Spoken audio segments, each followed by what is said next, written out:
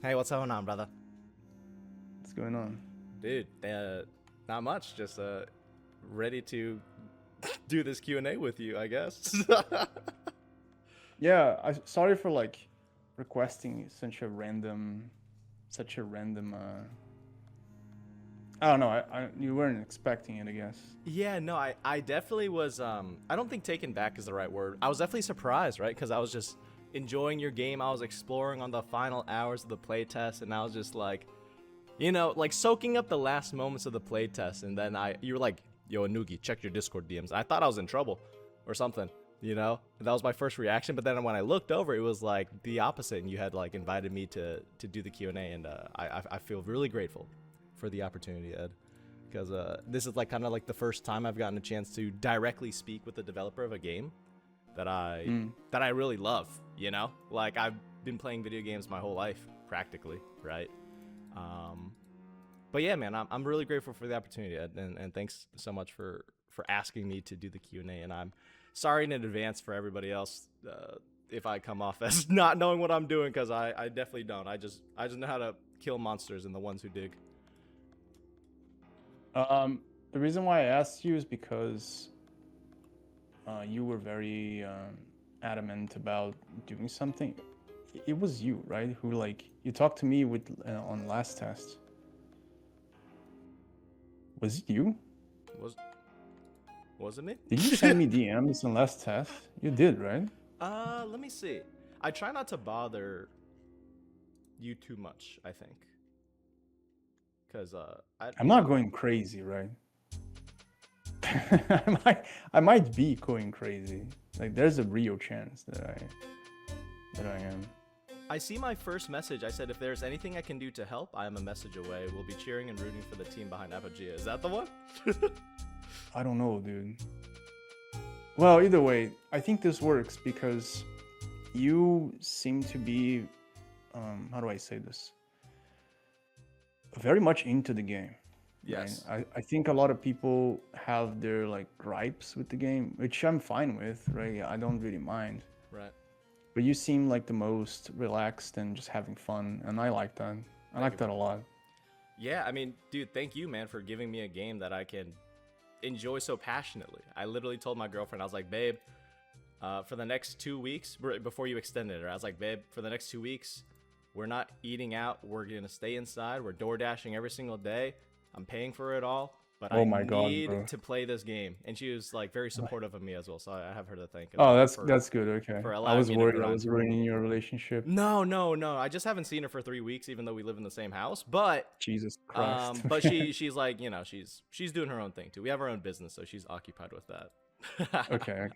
All right. Better move to a staff voice channel. Oh, you're right. Hang on. No, give me 2 seconds. Yes. Last time you might have been invaded by many people.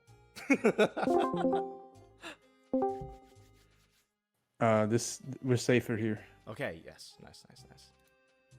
Let me. All right. Well, the reason why I asked you to do this is because I wanted you to read questions that you think are good. I asked you. There are some questions in the. We haven't organized anything, by the way, guys. I don't know if you know this, but we didn't organize. I just asked him to do the Q&A. Yeah, literally, Ed was like, I was like, hey, Ed, should I prepare any questions of my own, or like, ask people if they have any questions? And I was like, nah, bro, let's just hop on our random call. I was like, oh, shit, all right.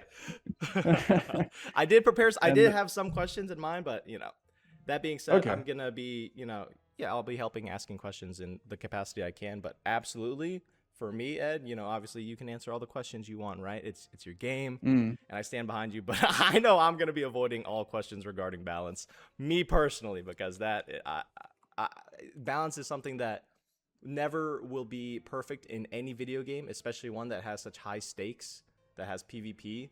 Everyone will always be able to write paragraphs and dissertations on what they think is right and fair. And no one will, that will be a never winning argument. So for me personally, I'll be ignoring most of those questions. So sorry in advance to all those people that will be asking if Mage will get buffed or if Knight will get buffed. Yeah, I'm nerfing mages. That's what I'm gonna do. Well, again, And thank you so much for the opportunity, man. I'm super grateful, bro, it's no for the chance problem, bro. to speak to you. Finally, you know, I said it the other day. I was like, dude, all these guys get these talks with Ed. You know, when am I gonna get my chance? You know, but thank you for the chance today, brother. No problem. I love this game. I will support the development of it and encourage anyone I meet to play this video game because Awesome. but I will warn them as well that it's not meant to be an easy game. It definitely, I mean, you tell people first off. I remember I had one of my community members. He said, "Dude, what the hell is this game, bro? I booted up, and then they asked me if I wanted to play casually, and I said yes, and then it took me to Google Chrome, googling casual MMOs. I didn't know that was a thing, man. I thought that was so funny. You know, one thing about that is like, when I made it, I swear to God, okay, Mm-hmm. I swear, I put my hand on my chest, Mm-hmm. and I swear that it was not because I was like, fuck you, casuals, get the fuck out of my game. It was not for that intention. Yeah. My intention was like, listen to me. This is not gonna feel good. Don't risk it. If you don't like risking your time, don't just stop here. You know, just turn away. Right. That was my intention. Right. I wanted people to be prepared for what's coming, rather than being surprised. You know, Right. surprise. It's Right. you're just lost a week of your time. Yeah, exactly. I don't respect your time, and I'm telling you that. A lot of people like said that on Discord, like, you made a game that doesn't respect my time, and I'm like, yes, and I warn you about it Yeah. several times. I think it does a great job of setting the right expectation. I mean, the first thing you see, right, when you look at the Steam page, if I'm not mistaken, is, hey, we're not going to hold your hand. This is meant to be a not casual. It's not meant to be an easy experience, right? So. Yeah. Yeah. Well, I wanted you to do something, if you can. Yeah. What's up, brother? Also, we could share our chats as well, Ed. If you That's cool. If How you do go, you do that? So if you go to the one window, let's see. I think we are. Hold on. I'll go ahead and knock on your door. So I knock, and you should be able to see the stream together request. Where? Oh my God. Okay, get started. Oh yeah. And then now I'm gonna press the share chat. That way, both of our chats can be shared, so people can see what's going on and stuff. Twitch is asking me to use the microphone. There we go. I think it's working now, right? Oh yeah. There we go. I have no idea. Oh. Now everyone can be in both of our chats at the same time. They don't have to pick and choose. Twitch keeps telling me it failed. Oh, it's working. It's working. You just have to keep the window up. Yeah. Oh shit! What the fuck is happening? I failed. Yeah.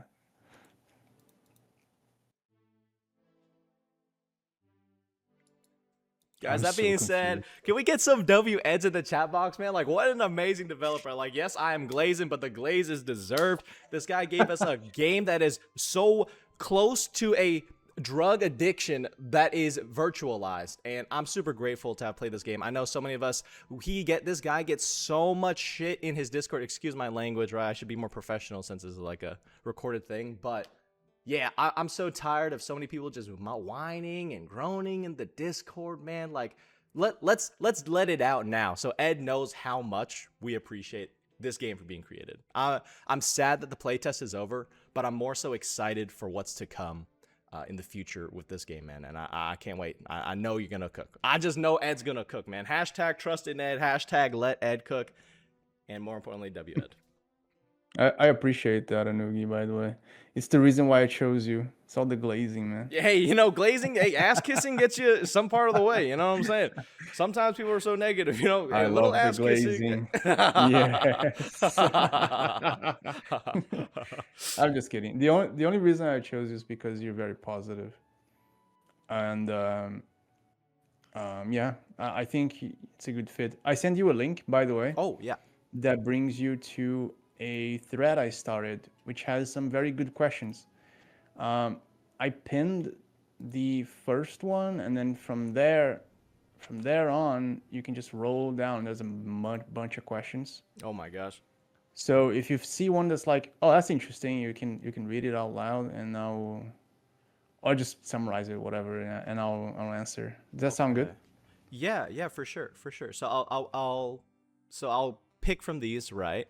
I'll parse through them. I'll ask some of the questions that I think are valid, and then if we have more time, I guess I'll ask from the chat box, right, or other questions that I have.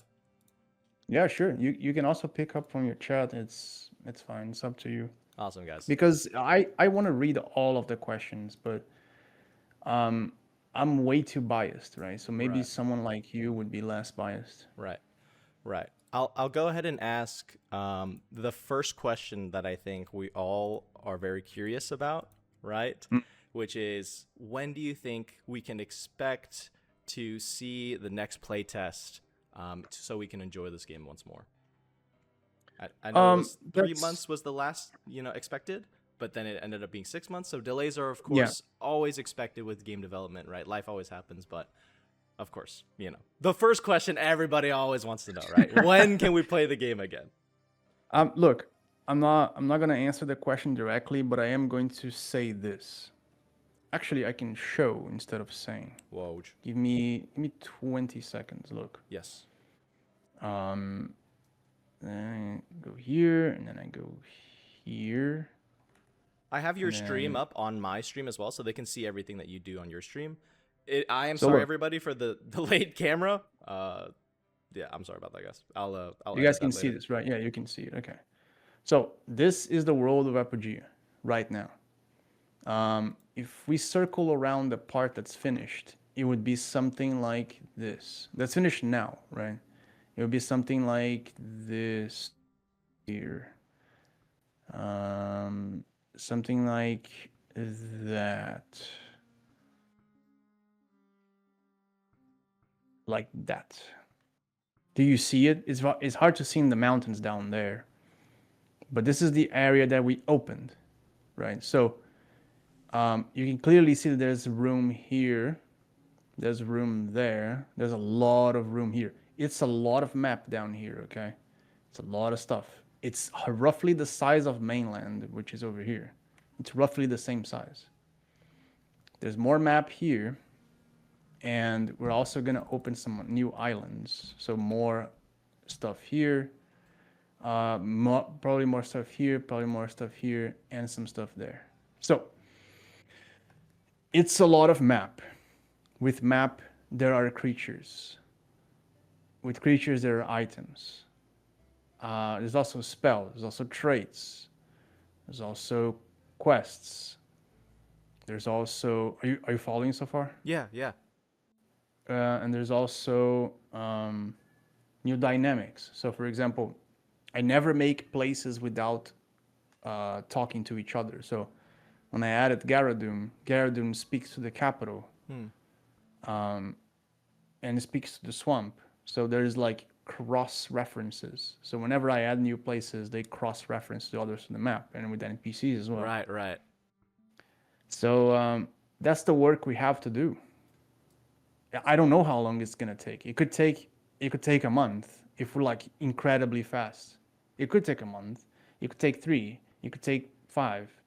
It depends on a lot of things. It depends on how fast we are with modeling, how fast we are with concept, with what choices we make, how many items we make, how easy it's gonna be to add more traits, Right. change the trait system, which is something I want to do.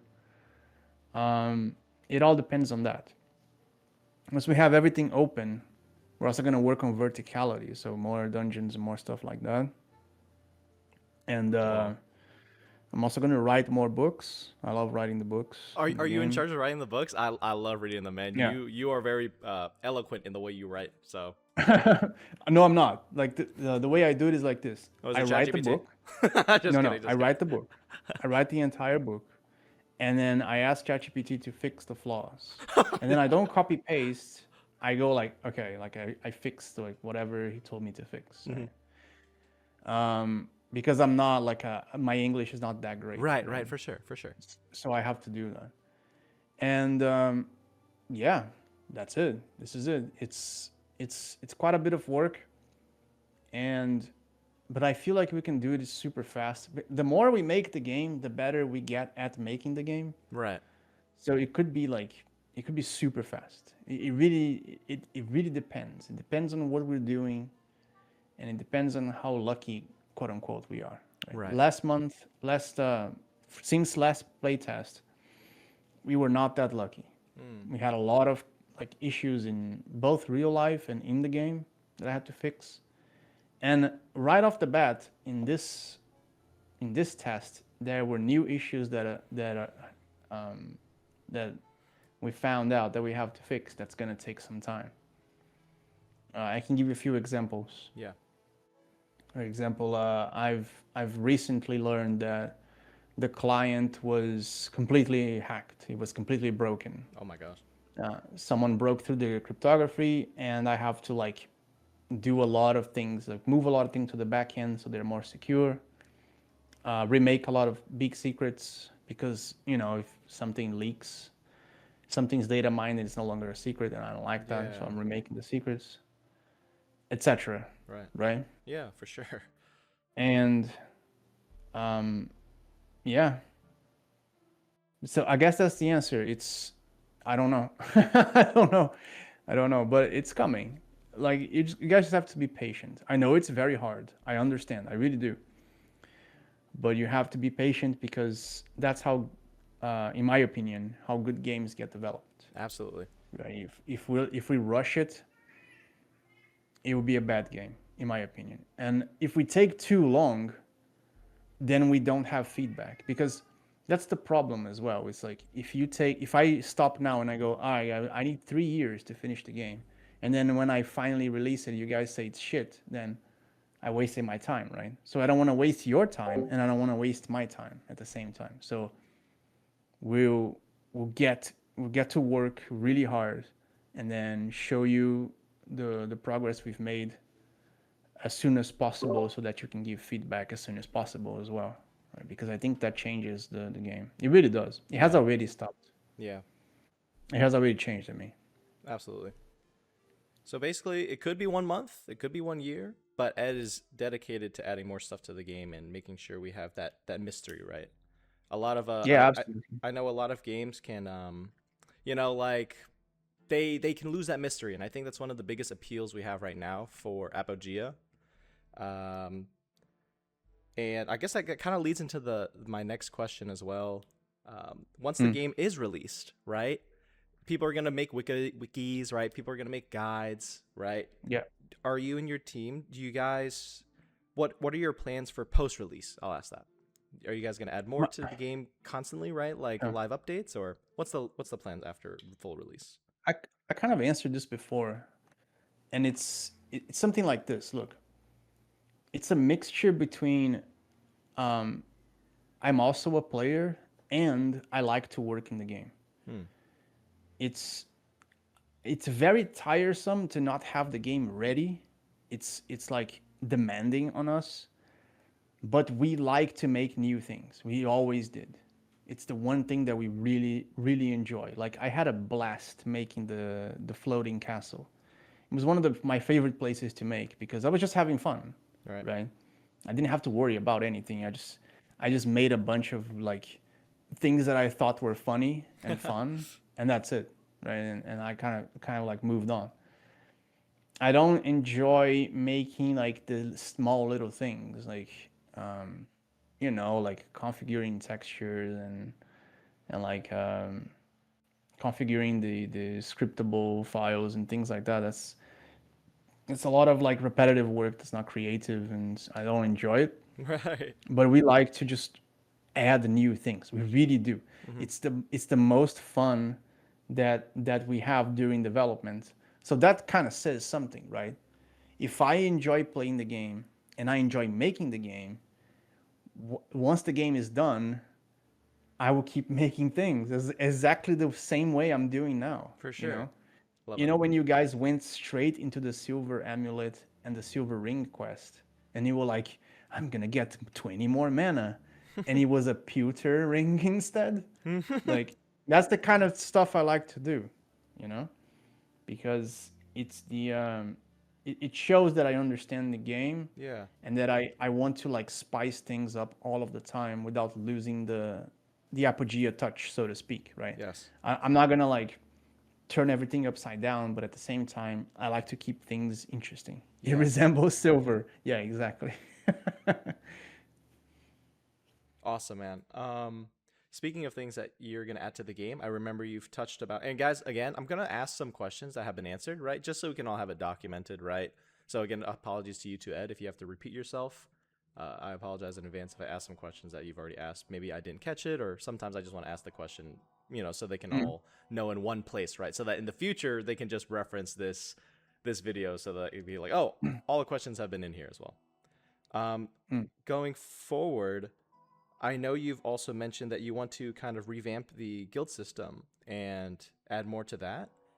Can you Yeah, share with us kind of what's on your mind when it comes to the guild system in the game and what the future plans are for that?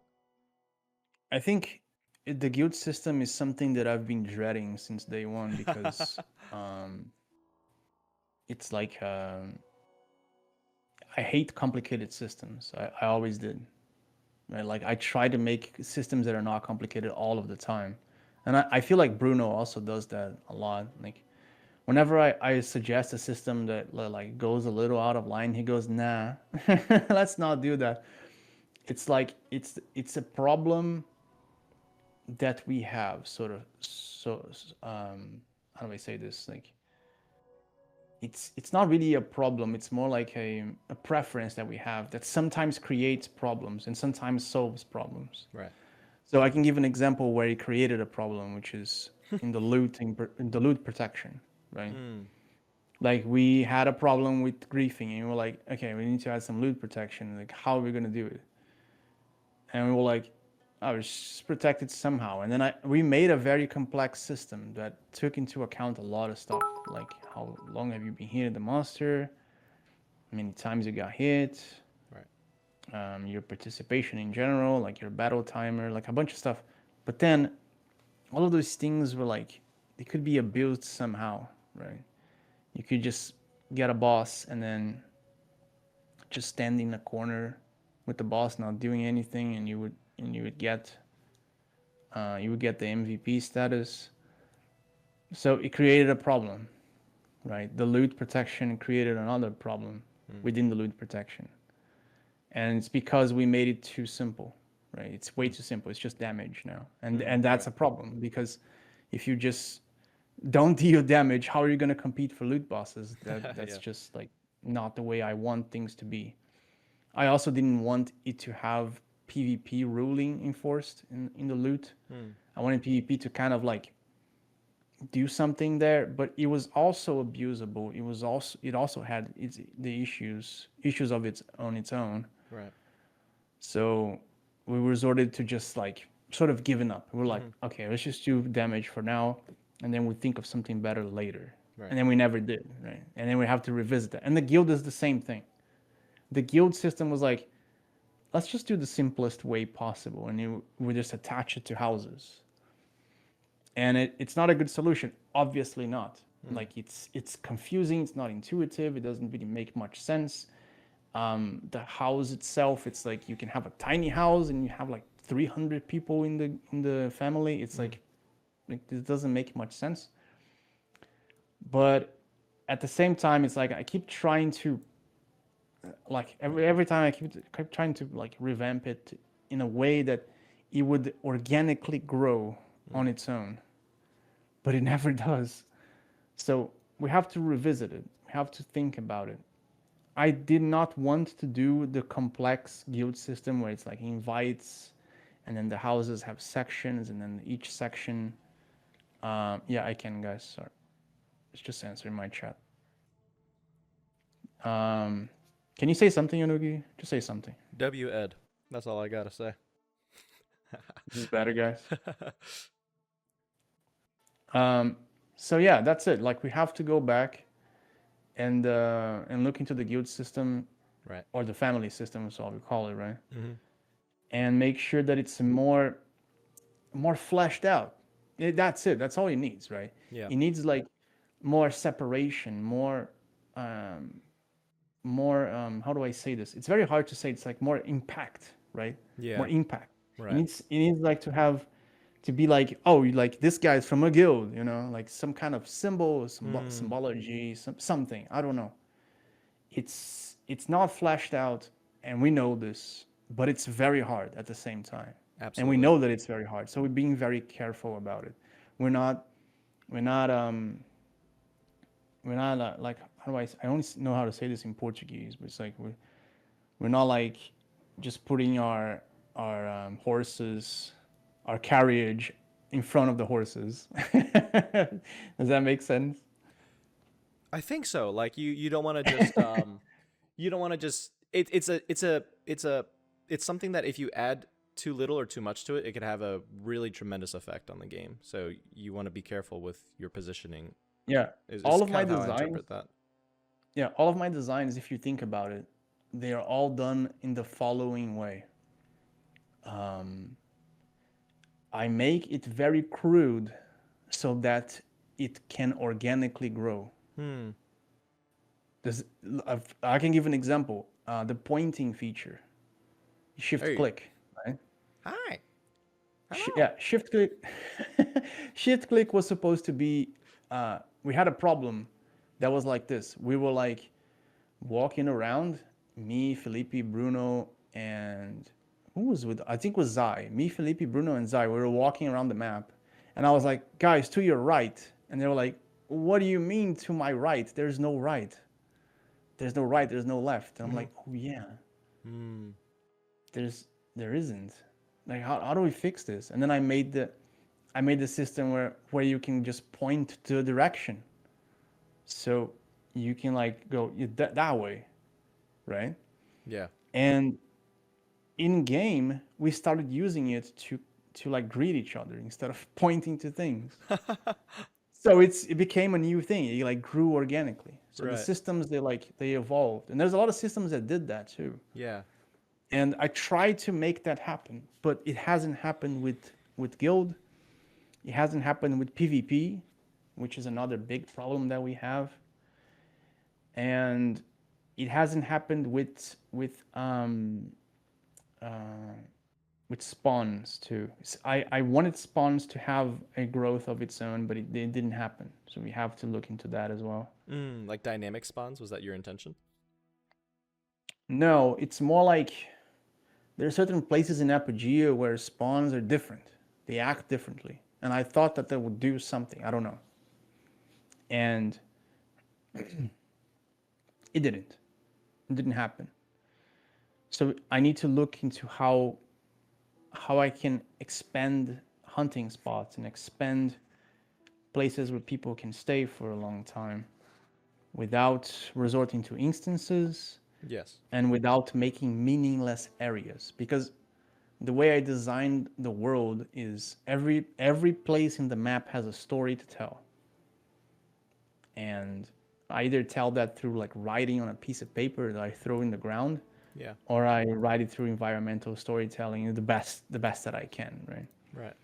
But I don't like to make a place where it's like, oh, you can hunt here, Mm-hmm. right? I don't like that. I Right. hate it.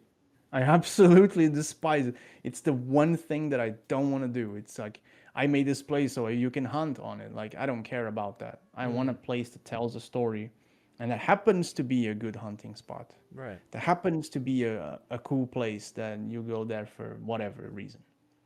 You know what I mean? Yeah, absolutely, brother. Absolutely, man. I know you're really big on like keeping the game organic, right?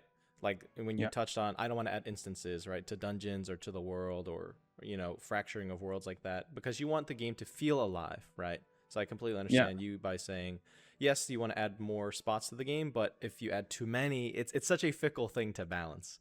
So I can completely understand how difficult it Yeah, is. I don't want the game to be a lobby game. I don't know if you understand what I mean by that. It's like you have a lobby where everyone meets, and then each person goes to their hunting spot, either separately or through a portal, right? Hmm. I don't want that. I want the world to be a literal world. Right. I want things to be spread in a way that you go, oh yeah, this is X place. Something happened there, and there's a reason why we're killing those monsters. A little farm right? spot. Yeah. Yeah, Forge, exactly. I don't want you to be killing swamp trolls for no reason. I Yeah. want there to be a reason. Right. I don't like video games where it's like one big grassy field and there's a minotaur in the center of it for no fucking reason and you're killing it. It's like Yeah. why? Yeah. For what reason? Why are you killing the random minotaur in the middle of the grass field? I don't Right. understand. Someone please explain to me. Love it. I And know. it's I love like it, man. yeah, I like when you get, for example, in the prison that you're getting into, that you loved hunting there, right? The way I designed that place is there's a population of like castaway creatures that designed their own, that not designed but like constructed their own civilization hidden away, and then in order for them to be hidden away they had to have guards, and these guards were like trained trolls. So in retrospect, what you were doing is you were killing all the guards that were protecting this castaway civilization, which are the eyes. Whoa. Does that make sense? This is why they have a Yeah. kitchen. This is why they have a little plantation. This is why they have like wood spread out, and they were like cutting wood. That's the Wow. reason why that place looks like that. It's because they created a little town for them, and then they put a bunch of guards before so that you couldn't reach there, but you did anyways, and you were Wow. like just doing that over and over. So we were invading these poor eyes who didn't want anything to do with anything outside the civilization, and we came Yeah, into pretty their much. home Yeah. to hunt them and take their wizard robes off of Exactly. them. Exactly. Gee, Exactly. we're the monsters. We are the monsters after all. No? That's not what my intention, but it's like that's the reason why the place exists, right? Right, right. There's It's because design behind everything. You're not just gonna put random yeah, monsters so people can farm exactly, experience, right? Like the exactly. plea village, it seems like, oh, these guys were all humans and then they were overtaken by these pleas, right? Yeah, And yeah, in the exactly. cave, right? The mines, they're filled with the ones who dig Yeah, because it's a mines, right? You're not gonna find yeah, those guys outside in the plains area, really. They're gonna exactly, be around exactly. mining spots that are Like thematically I'm fit never that. making a place where it's just one big block of grass and there's like 50 pleas walking around. Like that's just plain stupid. Like I'm never doing that. It doesn't make any sense. It needs to have a reason for them to be Love there, that. even if it's just like a little fireplace and then a little like seats when they were like having a picnic or whatever. And like there needs to be one some reason. It doesn't matter which one. Just Hmm. have something, right? That's it. I love that, man.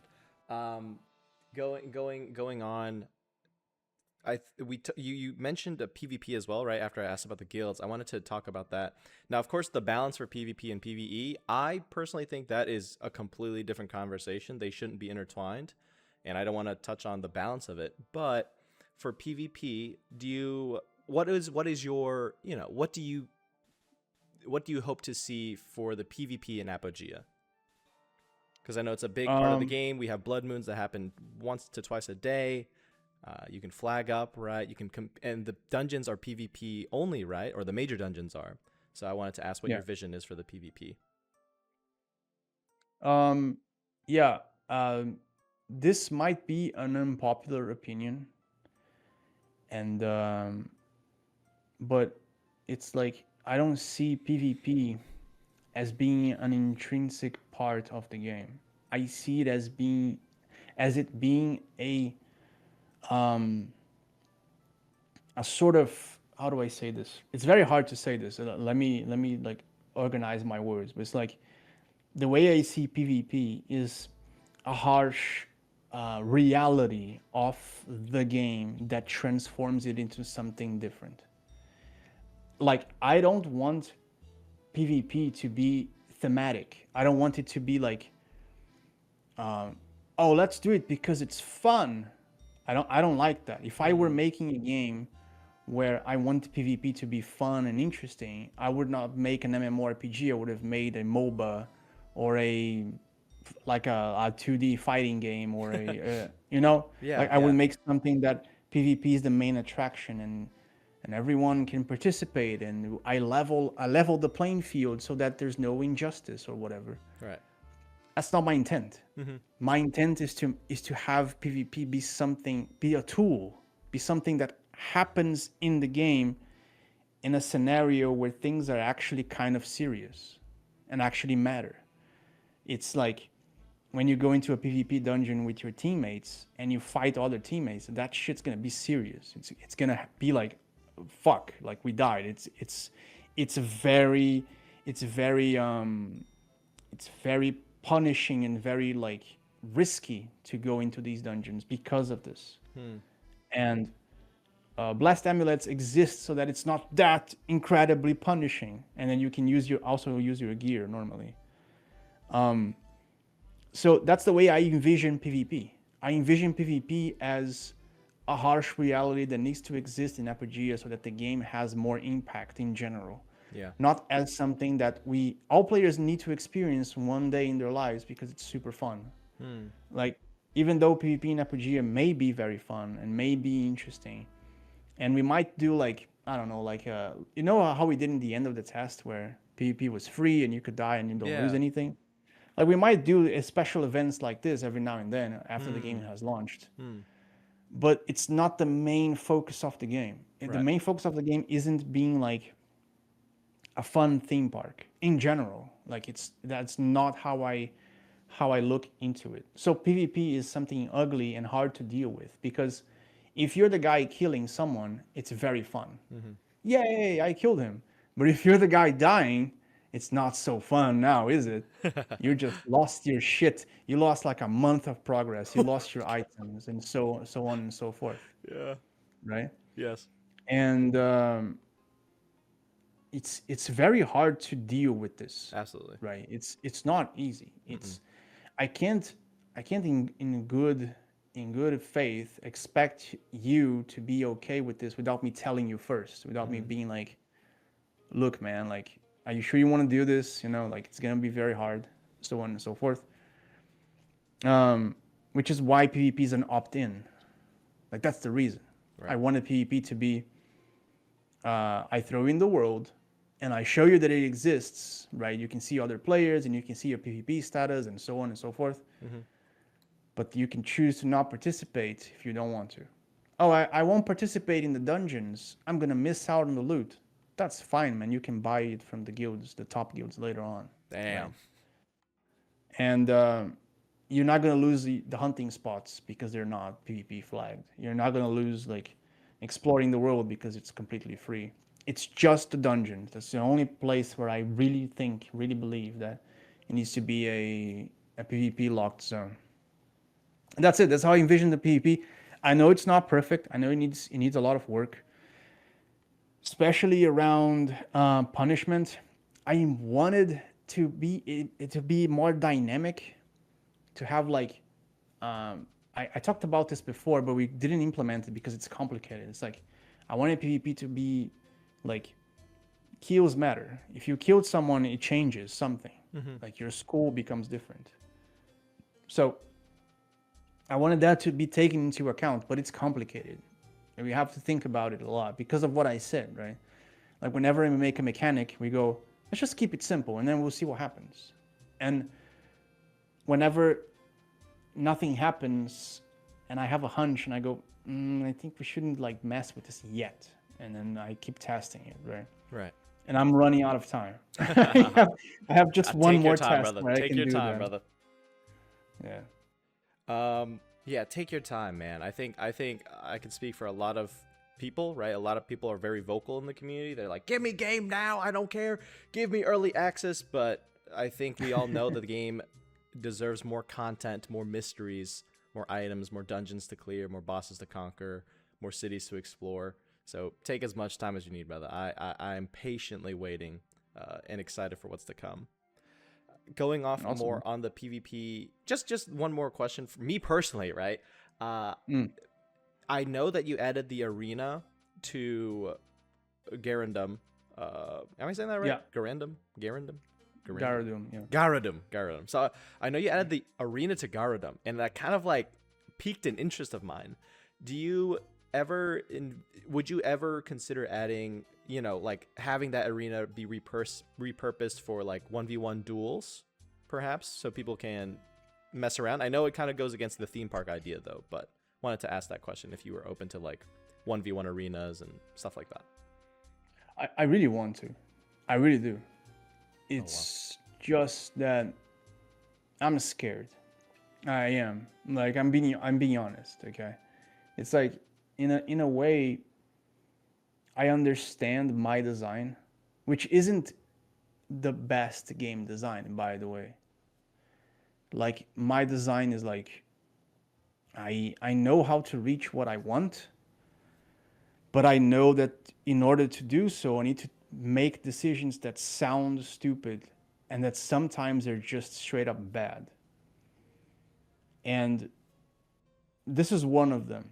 It's like, why haven't I made PvP more accessible? Right? Like, why? It's so easy. But at the same time, it's like, wouldn't that remove the weight from the PvP itself? So I'm scared. That's all I am. I'm just scared of doing that because I'm scared of losing the weight that it has, of actually like dying in PvP. It is like a exhilarating moment. Yeah, like, it shouldn't just be something like you send in and, oh, okay, we'll go next. Yeah, exactly. It should have more weight to it than just killing each other over and over again. I understand. But I want to do it. It's like it's there, right? It's so simple to just make a little lever and then you don't die. But I'm just scared. For sure. I am, because a part of my brain tells me like, oh, such a good idea, right? Yeah. So fun.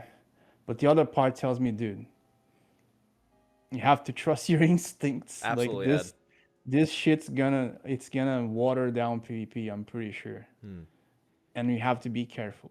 Just be careful how you implement it. Maybe you can do it like with a prize, like you have to bet something to get into the arena, Hey, each part has to bet like 5k gold. I love that. Something like that. When I brought those ideas up to my community, I would always say like they could be wager matches, right? You would risk a lot of money, right? And then the other side was like you could add side bets.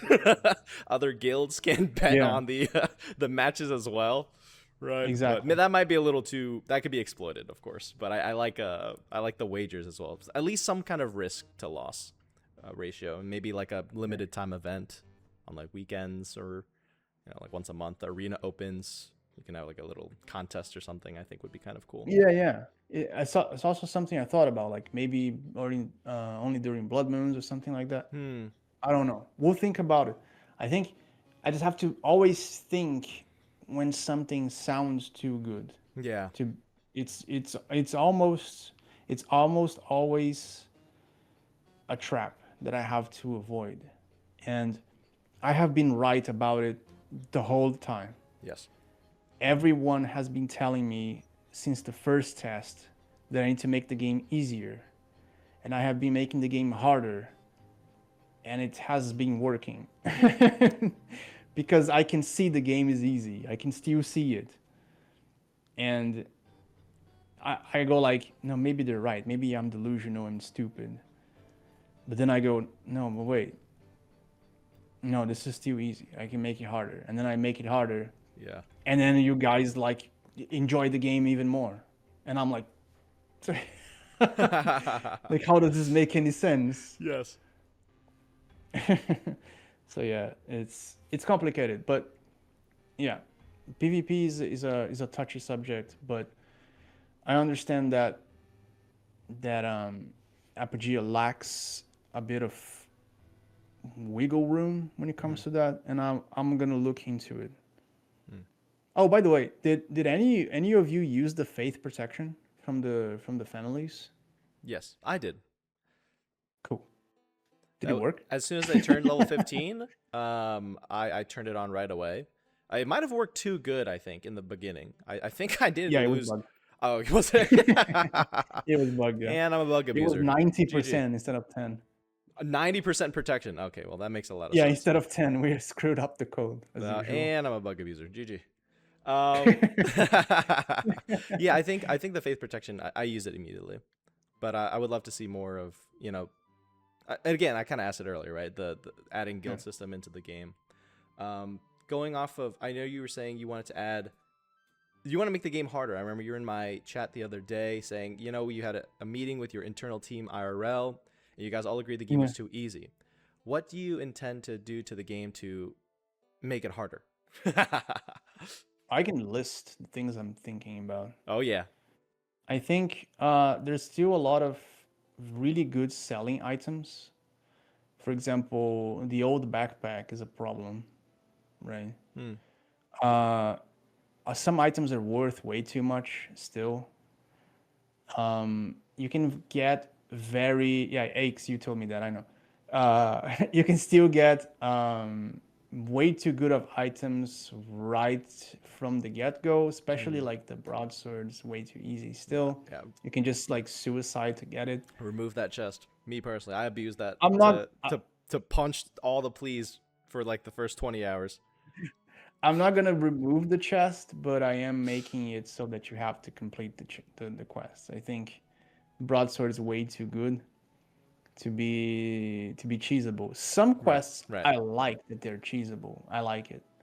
Like I like when people manage to cheese the brass armor. I enjoy watching that. It's very fun. I enjoy people going like Leroy and then just dying to the swamp Troy. It's so fun, dude. It's so much fun. And I think that's like I have to revise some of these quests, maybe make them a little less rewarding, maybe.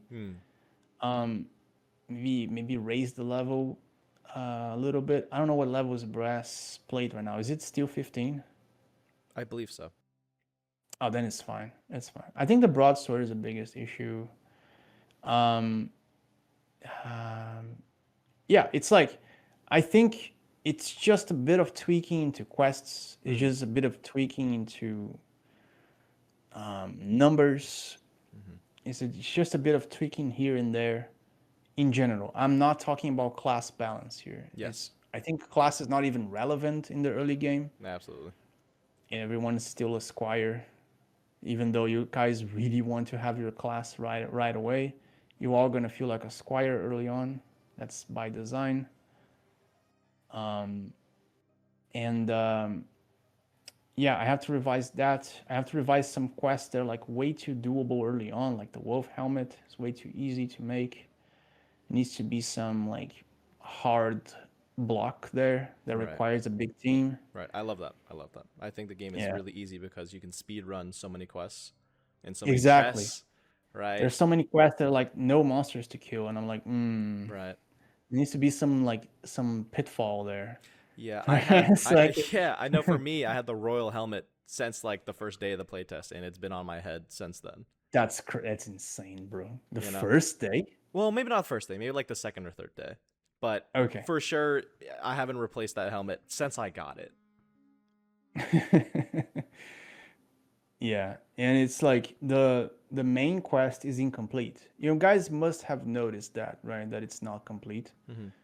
It's like very clearly right as you get to the necromancer, it's like that's way too big of a gap between killing monks to like straight up trying to kill necromancer. Like I want to extend that part a lot, like but I just haven't had the time to do so. And yeah, I think that's it. Someone just called me bald in the chat. Feels bad, man. Grow up, guys. Let's grow up, guys. And that's it. That's what I think is way too easy. Yeah. And I want to change that. So to summarize, to increase difficulty on the game, some tweaking to early game routing towards chests, quests,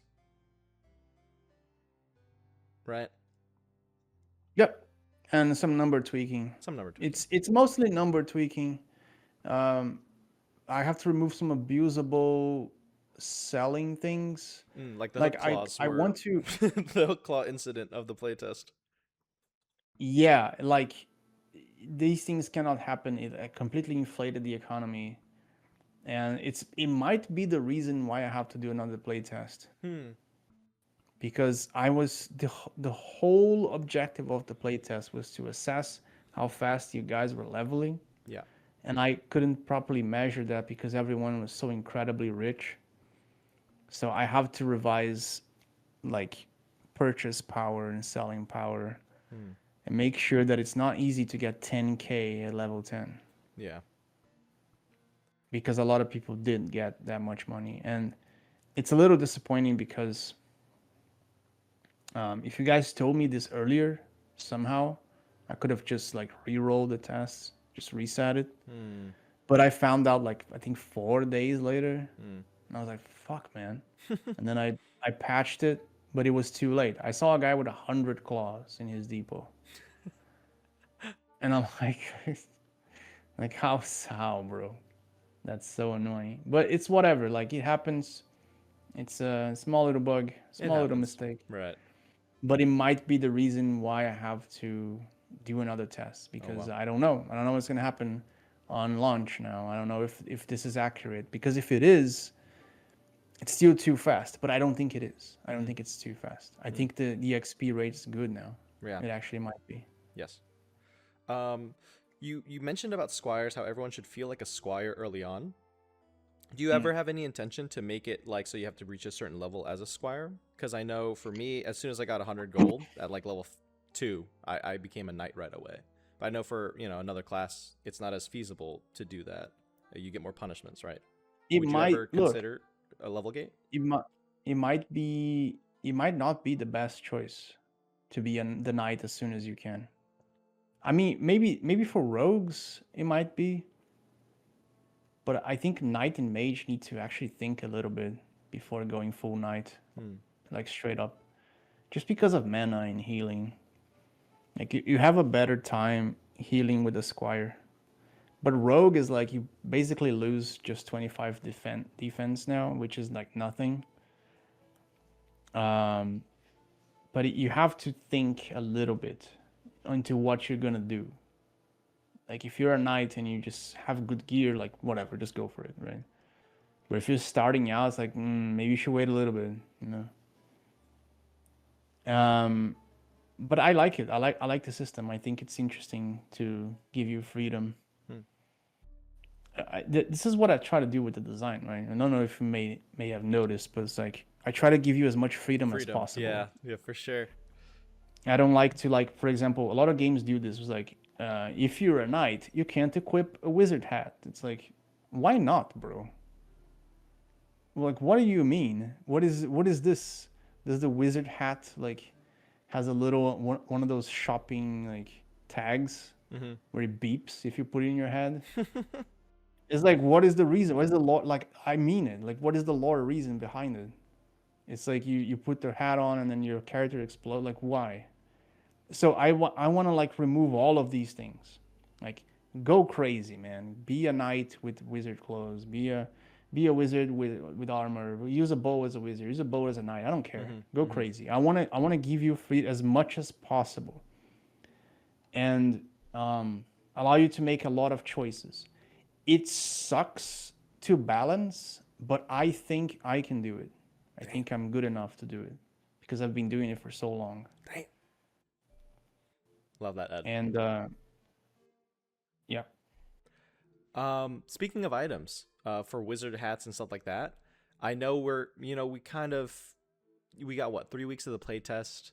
How much of the how many more? I guess the question is, how many more items do you think we're gonna see? Or like, how many more tiers should we be seeing? Right? Is it are we getting like an item upgrade every 10 levels? Like, is it not linear like that? Or what percentage of the items do you think are complete in the game?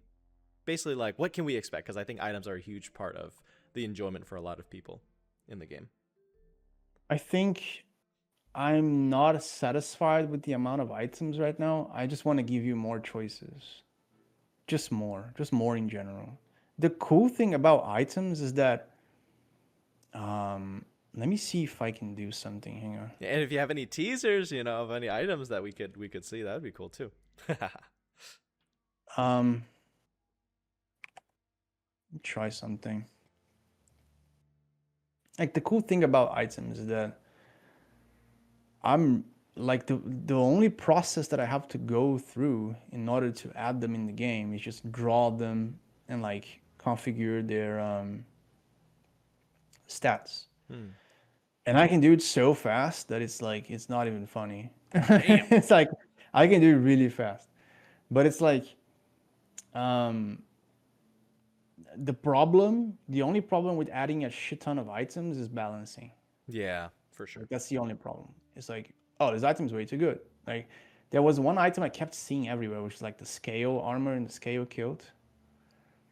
Like everyone was using that shit, and I'm like, maybe I overtuned it. And yeah, and I want to add a lot more, a lot more. And that's it.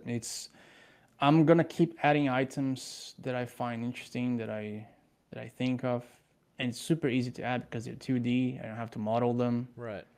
which is one of the major reasons why I don't want to add gear progression. Is that without gear progression, I can go crazy with items. Think about it. I don't have to think when I make a new helmet. Mm-hmm. I don't have to be like, how is this gonna look in the character? Like I don't give a shit. Mm. Like I can Mm. just make a helmet that looks like the Carmen Miranda fruit in her head, right?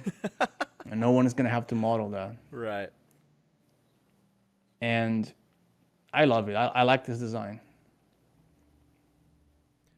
I How it's set. I think yeah, I think it's such a nice simple thing. I remember when you were answering clean, right? Like if the game makes enough revenue, then you would eventually be able to hire more people to help model the actual This items, is right? such like it's a big promise, okay? Hmm. It's like if I'm making 200K a month, I'll be like, okay, like I can look into modeling things that are Yeah. like extremely annoying because I'm not gonna be the one doing it. Like I can do that. Like Felipe wants to do it, and I already told him like this is not a good idea. At least not now. Maybe when we have nothing else to do, then it's a good idea. But it's like it's just a big future promise. If you Yeah, for guys make sure. me incredibly rich, I will definitely think about it. But honestly, if I'm being very honest with you, I don't think it will be because we are not that receptive, right? Did I say that right? Receptive? Hmm. Like we don't welcome people that much into the community. Hmm. May have noticed this, right? Mm-hmm. We're very selective, and we're not going to be World of Warcraft. It's not going to happen. At least I don't think it is. We have to accept this, right? Like now, rip the band-aid now, because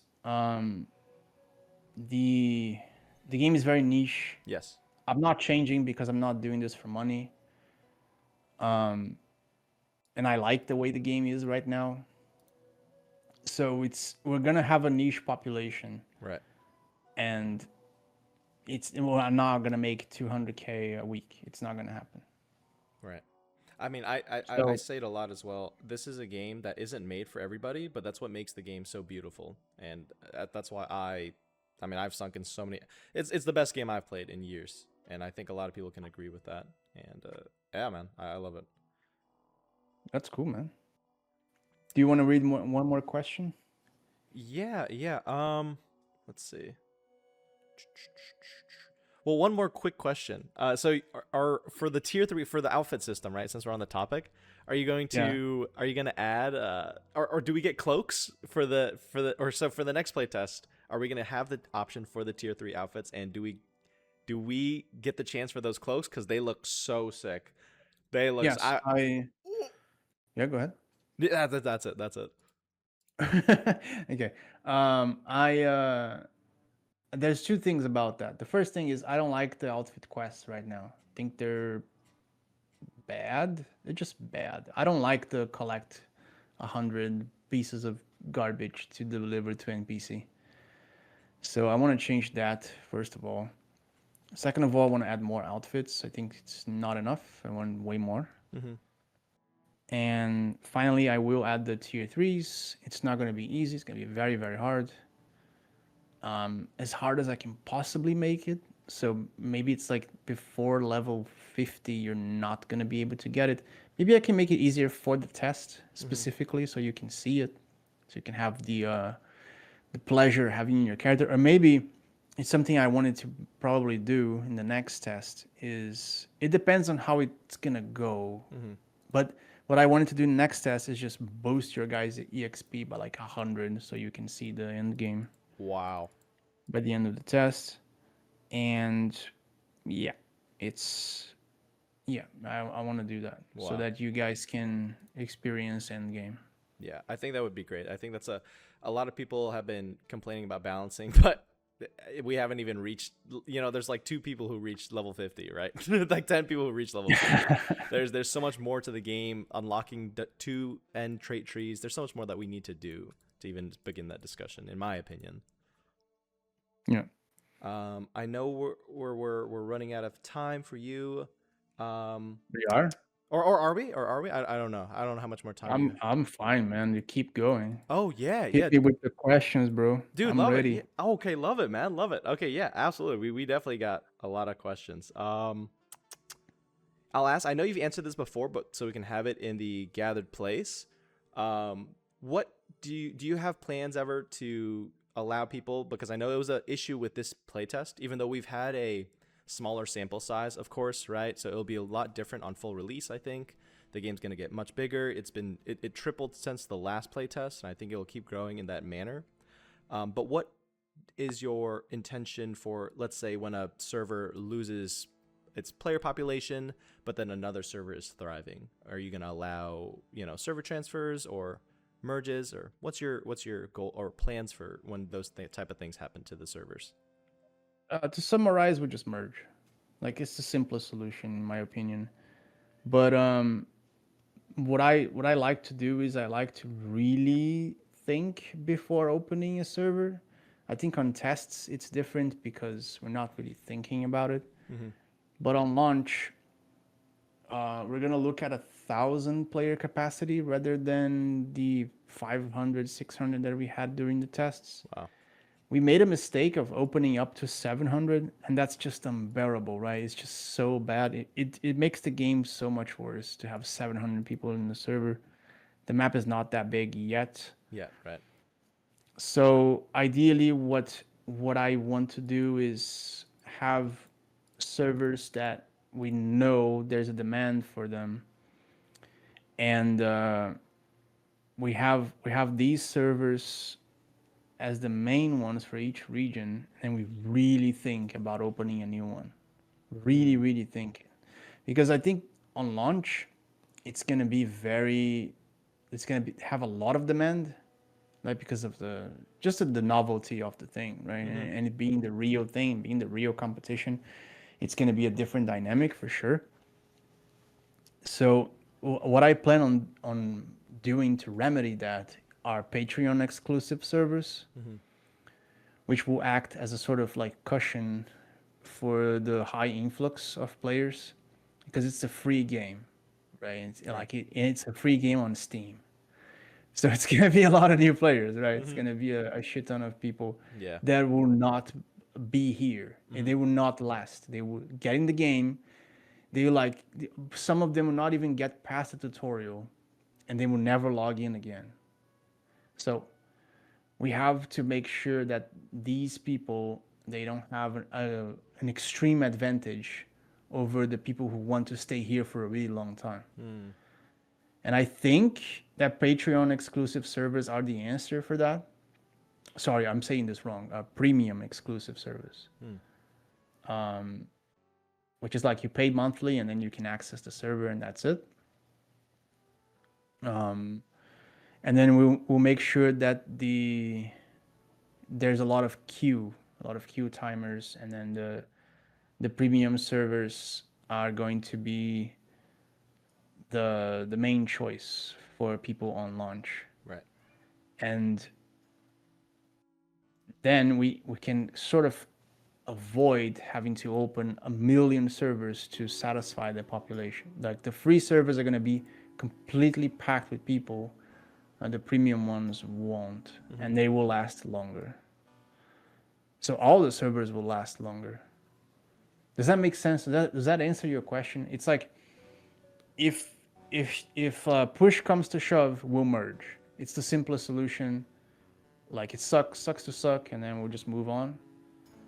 We'll merge until there's just one server, and as long as there's like 5 people playing, I'll keep that one server up. But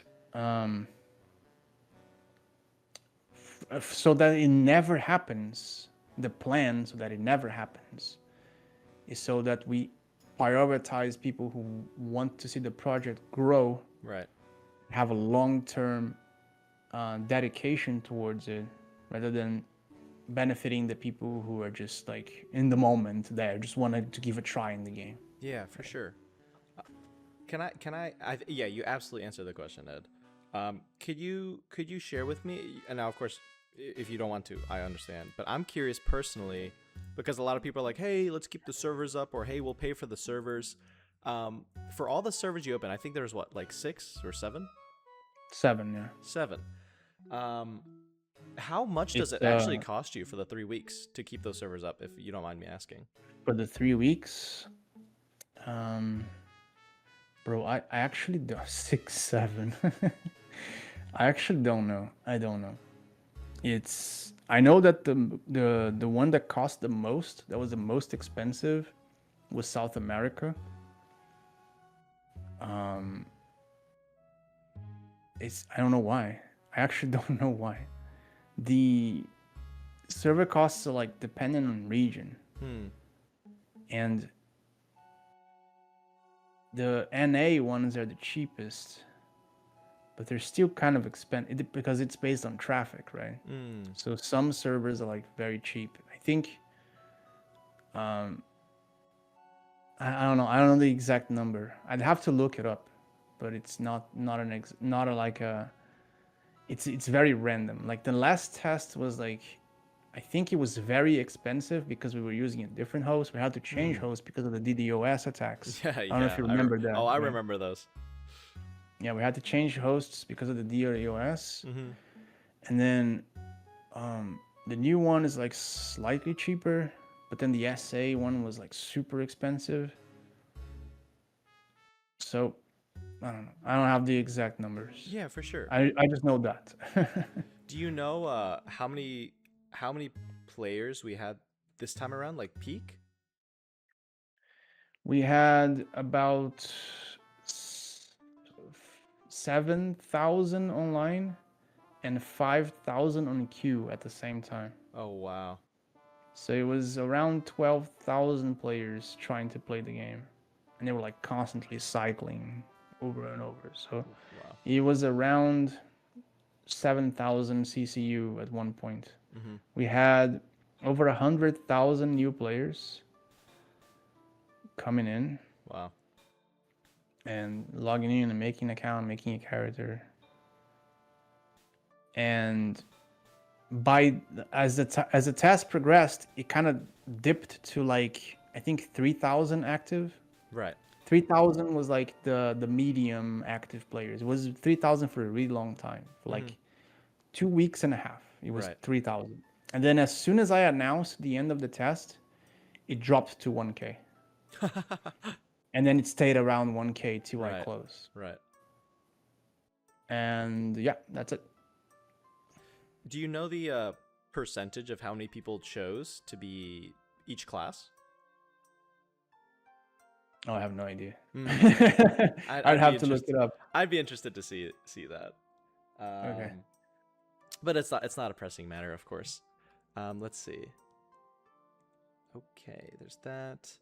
This is a good time to ask, right? Since we were talking about the server costs, what is the best way for us to support the development of Apogea?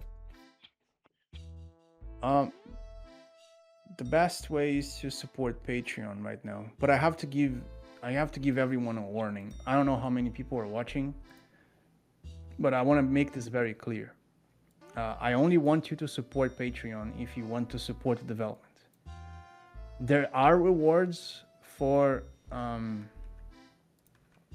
being a Patreon supporter, and I have started giving them out, but they're mostly on launch.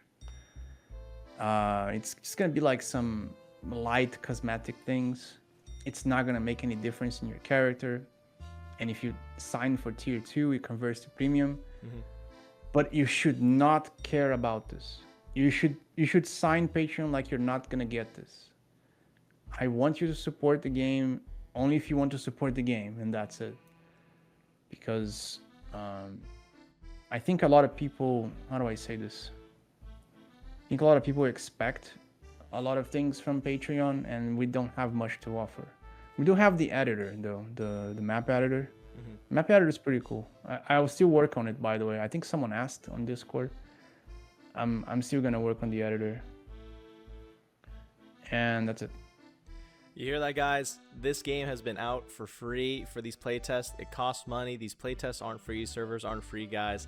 You know what I'm saying? Let's support Ed. If you guys have the chance, go to the Patreon, Apogea/Apogea. Let's you know what I'm saying? Let's help support the development of this amazing developer and their team. I believe it's a small team, right, Ed? It's a team of what, 5 people you have? Mage and nerfs are free.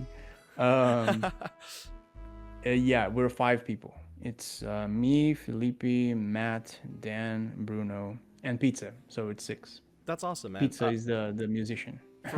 Oh, I love that. For me, I'd love to know a little bit about each person and what they do. You know, I want to know the people that helped design the game. Like me, when I was farming the swamp trolls, I just kept looking at his attack animation. I was like, dude, like whoever modeled these attacks like did such a good job.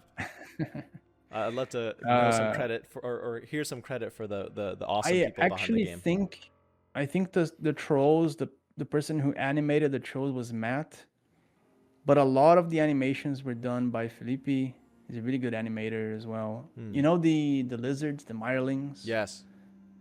Those guys eat my ass The all the mirelings time. were done by Felipe, and those animations are so incredibly good. Yeah. I was looking at them the other day during the invasion. I was like, wow, how did he do that? Like, unironically, it's like, I don't know how to do that.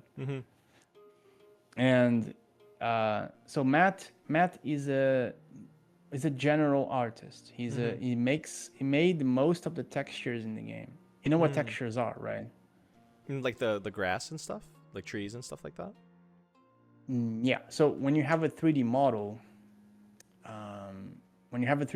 you have what we call faces, which is like, it's the, how do I explain it? Imagine a crate or a box, right?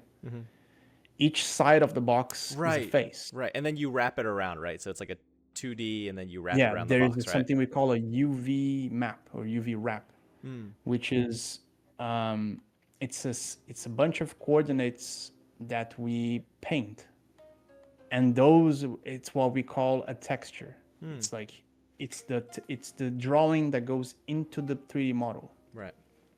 So Matt is the one that made the most of them. Oh wow. Like, I think something like 90%, if I'm not mistaken. If there was something that wasn't made by him, it was just me improvising or Felipe improvising, but he's the mastermind behind that, and he's really good. Wow. And he also made most of the map. I think like something like 60 to 70%, it was Matt who made it. He's really talented. He's a really talented artist. Wow. And Felipe is a 3D modeler. Right. So he made all of the 3D models. Well, like most of the 3D models, like again, like 90%. Like sometimes I go in there and I make some stupid crap. But he's the one that like knows how to actually make them. So like the swamp troll, it was him that made it. Oh wow. Let's see another like banger 3D, like all the female characters are like he made them. Like, you know, the jester and the goblins and all that. He was the one that made it. I love the jester so much. Yeah. What I do is, I'm like a client generalist, which means anything that's client side. So all the interface, all of the pixel art, all of the sounds in the game. I did most of the dialogues and the NPCs and the books. I also designed most of the spells and the The general design of the game. I like to fiddle a lot with what the other guys do. So they make something and I go like, I just move around some blocks. Mm-hmm. Sometimes I make it worse, but I go there and I fix it. And Bruno is the back end whiz. So he's just everything back end related, online related. It's with him. He just knows his way around the online part. So whenever there's a bug, which is like, why am I seeing two of the same guy? It's probably his fault. But he's like, it's very rare that it's his mistake. It's often my mistake because the client has to communicate with the server all the time, and it's a pain. Right. And Dan is sort of like he takes care of all of the server related stuff. So he's been helping me with setting up the servers. He was the one that made all of the new security that prevented a DDoS attack. By the way, wow. Someone tried to attack us, but they couldn't because of Dan's security. And W. Bruno. And he also manages all of the like web related stuff. All of the stuff like just in general, like related to web. It's him that deals with it. And yeah, that's it. That's our team. And then Pizza makes the songs.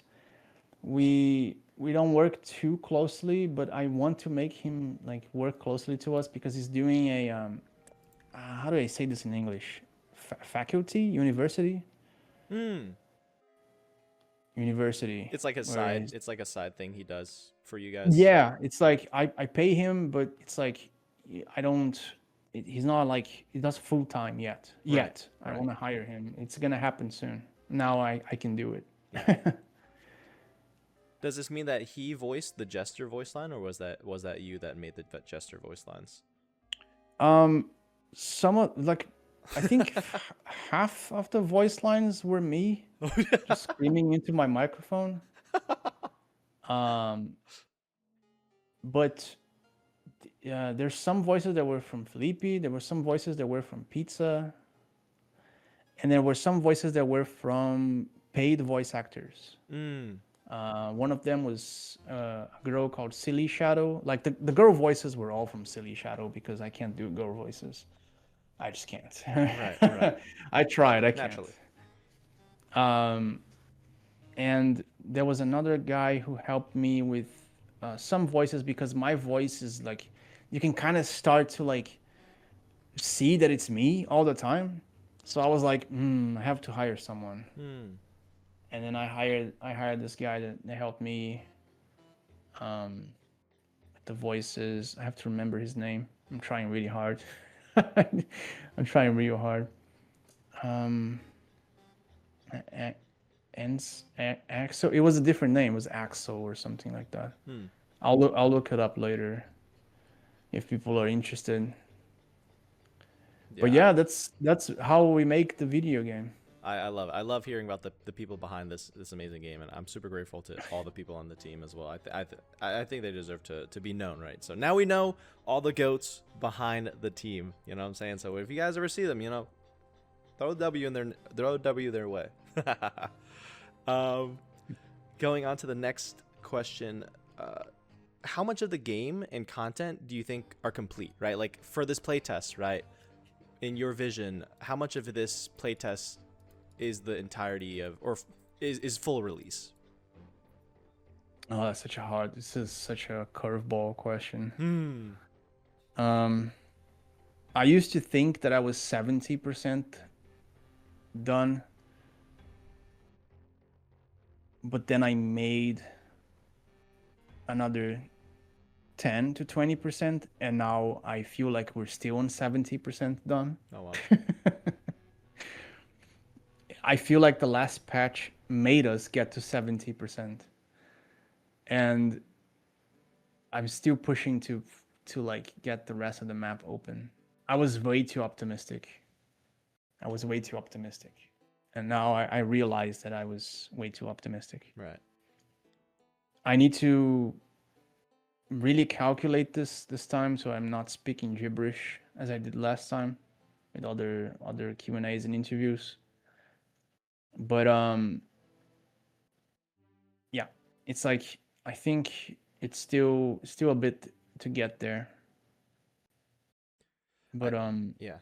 I think the main part that's lacking, if I'm being very honest, is the map. Just mostly the initial areas are still too incomplete. Mm-hmm. It needs to be more of the same, more of the starting areas in general. It needs to be one more starting area, Agreed. and it needs to be more caves and more dungeons and more quests and I more can't wait. etc. Right? Yeah. And then the later stages are like actually kind of fine. I just have to add more dungeons, and I think we're gonna be good. So yeah. I love it. I can't wait. I know me personally, I'm going to be playing around with the map editor to add some more starting zone dungeons. I think it'd be kind of cute to add something for the people, Oh, you know, starting out, right? I actually used one of the. I actually used two of the fan-made maps to create the maps that we did. Oh wow, which Uh, ones? the floating castle was from someone in the Discord that he made. I tried to find his post, but I couldn't. I think he deleted it. Oh wow. Um, but yeah, it was someone That's that awesome. posted it, and I was like, dude, your map is so cool. Can we use it as an inspiration? And then he sent me the files, and we used it. And then the other one was it was like a bandit camp that we used as an inspiration to make the bandit port That's that's so near the awesome. capital, right? Yeah. And yeah, and there's a new map that we really like that someone made. There's like a gigantic castle. That's like a it's such a big castle, and I was like, Whoa. oh, that's so cool. We're gonna make something similar to that. Probably in the new areas we open. Whoa. You hear that, guys? If you guys are Patreon subbed and you guys want to cook up some content for the game, especially regarding the map, you guys could have that opportunity. So I know I'm going to be doing that as a guy who plays the game a tremendous amount to get ahead.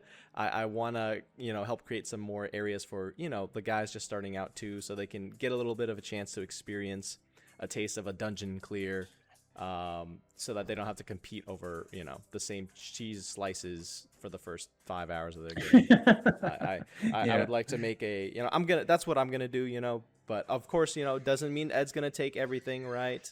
But of course, everything in game development, you know, I think it's so awesome that we have this chance to even that. I think that's so cool, man. The fact that you even took the suggestions from the team or from people in the community and added to your game, I think that that's such a that's such a great sign of your humility Oh, as a there's a game lot of developer, man. suggestions I took. There's a lot of suggestions. I think it was Victor G.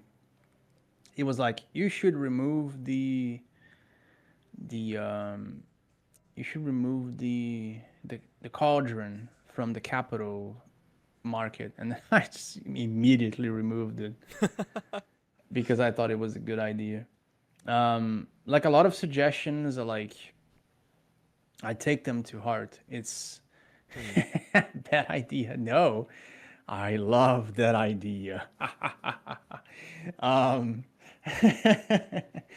and there's a lot of suggestions that we just love, and we just go like, "Wow, that's such a good idea," and then we do it, and it really makes the game better. I feel like people are shaping the game in their own way, but like the thing is, and I don't like it may sound extremely narcissistic, but I swear it's not, is that it needs to go through my filter. Hmm. Because if it doesn't, then the game becomes something else, right? Absolutely. And yeah, if the suggestions go through my filter, then it's like it's cool because then the game won't get watered down. Right. I think that's very important. I have to always remember why I made the game in the first place Yeah. when I'm taking suggestions. It's like, wait a minute, why am I making the game in the first place? And it's like, oh yeah, like every single game out there is just for little babies, goo goo gaga, Yeah. baby gamers, and I'm tired of it. Like I'm extremely tired of it. So I have to always remember why I made the game. And it's because I'm tired of these games. Yes, sir. Yes, sir. And yeah. I think you every single time you've been in my stream or rated me, right? I think you're tired of hearing me say it, but I'll say it again, right? For the documentation of the stream, I always encourage you to trust your own self, man. And when you had that one the one stream the other day, I was inside, you were saying, this is like a passion project for you, right? And you're trying to find that fine balance between, you know, making a game that is enjoyable by others, because obviously you want to make something that is enjoyed by others, right? It's a video game, right? But also you want to serve that dream you've been chasing since you were playing Tibia in the old days, right? You want to create that now that you're capable, you have the resources, you have the talent to be able to do it. Yeah. So I always want to encourage you to trust yourself Look, more than anything. And I'm gonna be honest with you, okay? With all of you. It's more of the latter. It's way more the latter. Like the thing is, we started making the project. I gathered the team.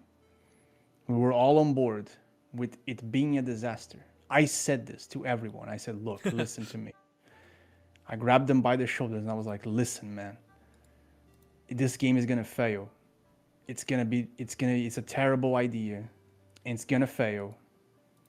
Do you want to do this? And they were like, yeah, okay, whatever. And then we did it. And then at some point it got super hard. It got annoying to deal with. And then we're like, what do we do? And then Bruno said, just open a test and see if anyone gives a shit about the game. And then we did. And it was the first test. And then we had like 10 active players. Sheen was one of them. oh wow. And from 10, we went all the way up to 100 without me doing a lot. I did a few ads here and there. I did ads on old school Tibia channels because I knew that some people there would care about the game. Right. So it's like, it's not that I made the game thinking about other people. I didn't. But at the same time, if no one gave a shit, I wouldn't have finished the game. Right. Does that make sense? Yeah, absolutely. It's neither I'm making the game for myself and I'm extremely narcissistic and egotistical, and neither I want to please you guys so much, please like me. That's not what I want. It's neither of those. Right. I want a good game, and at the same time I need to know if anyone out there likes the same things that I do so I can keep going. Right. Because if no one gives a shit, then why do you keep going, right? There's no real reason, except for like artistical reasons, which is why I made the game, why I started making the game. It's like, okay, it's like just me being an artist. I'm just making a piece and then I'll move on to my next piece, which is why I haven't moved on to my next piece, because clearly there's a lot of interest in the game, Right. which I wasn't counting on. Yes, I love that analogy you made, Ed. It's your painting. People can critique, they can say what they want, but at the end of the day, they're not the artist. You and your team are the artist, man. So I'm super excited to see you fulfill your vision, man. And I encourage you again to not listen to too many suggestions, right? And trust your instinct. Hashtag trust in Ed, man. Yeah, I think in the beginning it was definitely a painting. Now it's not anymore. Now it's like I'm just retouching the painting so you guys can see the flaws. Because I was very sloppy, right? I just made like so I can get it done fast. And now you guys are like, we need more painting, and I'm like, okay. And then I expand the frame and I keep going. Yeah, does that make sense? Yeah. You thought the painting was kind of done, but there's more canvas now that was added on by other people. The intention of the painting is there, right? It's like sloppy. It's like terrible. It's not good. I know it's not good. I think it's great, I've brother. said this multiple times. I know the game needs a lot of stuff and it's not perfect at all. But it's no longer a painting. It's no longer me being an artist. It's me just making sure that it maintains the same core vision, what makes it so interesting. Yeah.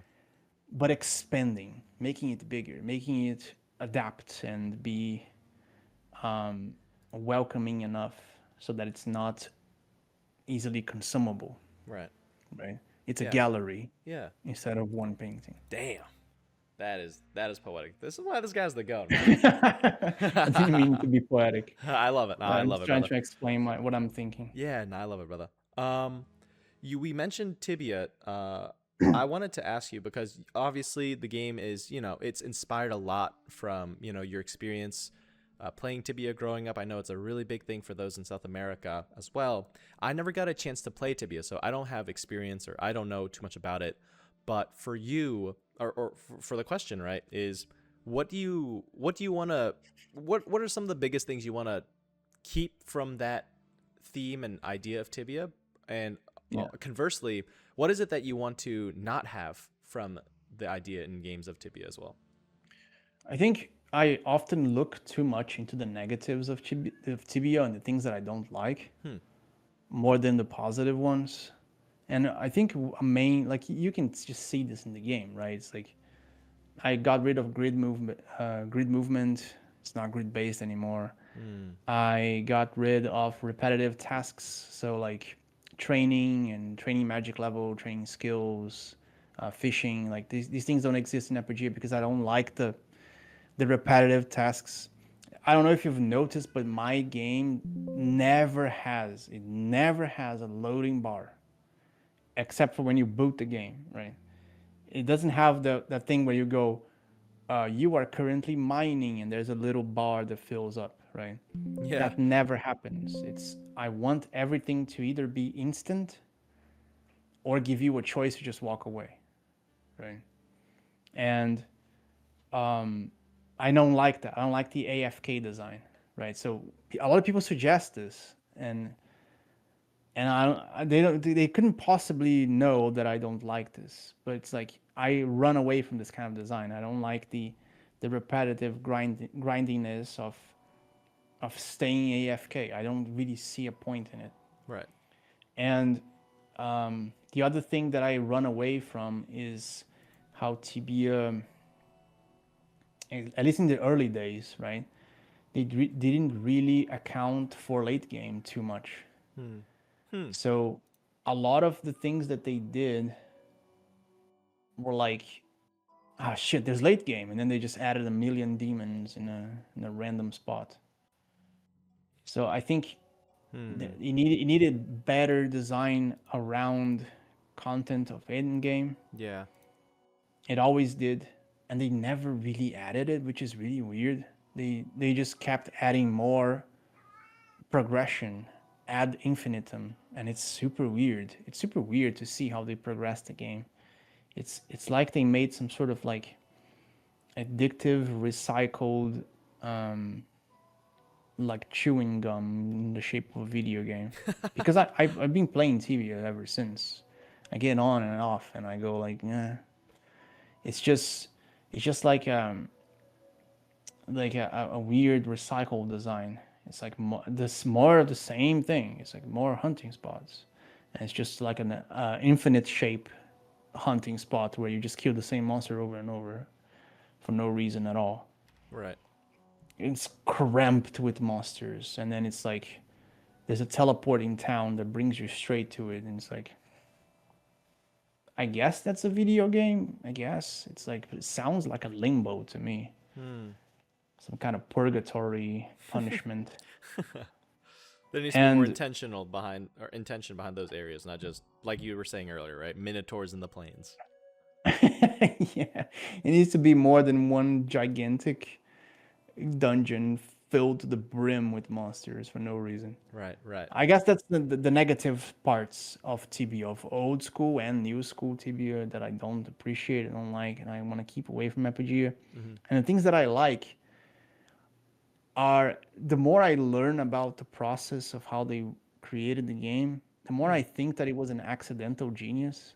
Hmm. Because look, if you talk to anyone who has the same experience that I do, like I don't know, like 10 years of game design, published multiple games and understands game design, they're going to tell me that the design decisions that I made are bad. And they would be right. They would be right. They would It was like you want players to type in the chat in order to accept the quest. Are you insane? That's the worst UX I have ever heard in my life. Why haven't you added an X button to exit the game in the login screen? Why did you just make this extremely complicated mechanic and hasn't really explained how it works properly? Right. Didn't really guide the player, like in the beginning of the game when there's a little mouse that tells you what to click. Why didn't I do that for runes and for cooking and for? It's not hard. It takes a little time, like a week or two, but why didn't I do that? Right. And they would be right. They would be right in every single one of these things. Like, why is the trading empty when I first talked to the NPC? Why there was a rope that I clicked and I couldn't come back? Like, all of these things are actually seriously bad. They're not good game design. They're bad UX. They're bad user experience. It makes people rage quit and get out of the game. It makes them confused and not understand the game. And it's because I think that's what makes a game interesting. Absolutely. It's the bumps. Damn it's right, brother. the not evenness. It's like the game not being smooth. It's the game not being perfect. If I make it extremely smooth and perfect, it's boring. It's World of Warcraft again. It's Guild Wars 2 again. Guild Wars 2 is out. You can play Guild Wars 2 now. You can go and Alt F4 from Apogea and play Guild Wars 2. Why do you want another Guild Wars 2? I'm gonna make the extremely stupid design because it's what makes the game interesting. Absolutely. And we'll fuck around with it because eventually it's gonna be common sense. Eventually, I don't know how long it's gonna take, but eventually people will understand that the trading system has an empty window, and we'll like for example in the first test, the trading didn't tell you which kind of items the NPC sold or not, so you would just be constantly dragging the items up and down and seeing if they buy it. Yeah. So I added a little subtype that like marks what the NPC buys and what the NPC sells. Yeah, the white border, right? I noticed that this playtest. Yeah. Instead of like automatically telling you what they buy and what they sell, I give you hints. You have to unlock them. It's a little mini game. So that's the way I design things. It's like the mechanic is bad, it's stupid, it's outdated, whatever. But like if we keep working on it and we keep iterating and we keep like tinkering with it without it losing its essence, we make the bump pretty. We put a little lace around it. We give a little tie bow tie or whatever. Yeah. We make it pretty. We put makeup on it, but the bump will still be there. Instead of like chopping it off and making it smooth and clean, we keep the bumps because it's interesting. Absolutely, man. So I kind of forgot what I was answering, but it's good like, things from Tibia, bad things from Tibia. Oh yeah. No, keep on. Hey, keep spitting, brother. I love it. Hey, I'm keep sorry. preaching, brother. Fuck. No, I love it. I love It's it. like man. You are preaching, and I love it.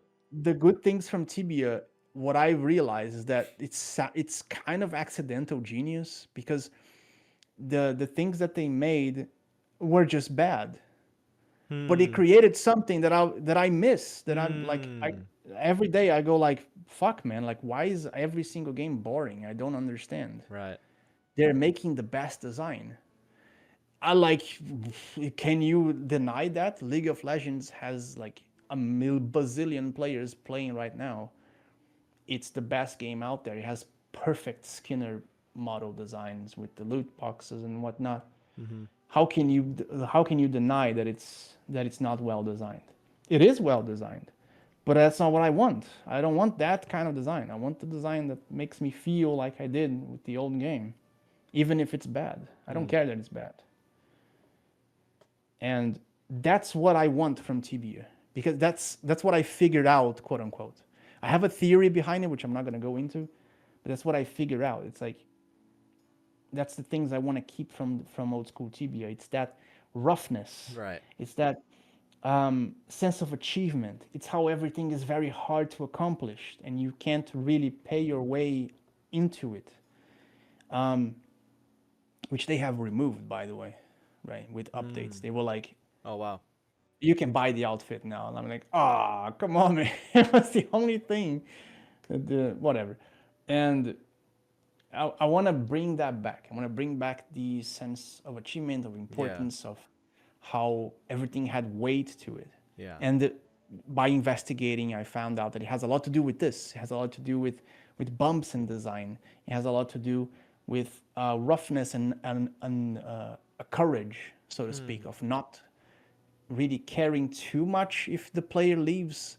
It's normal that you want to leave, and it's fine that you do. You have to take breaks from video games every now and then. It's fine. You come back later and you keep having fun. You know, Yeah. take a little break. It's fine. I kind of want to go with that design because that's suicide in terms of financial terms, right? Like I'm losing money so that the design can stay afoot.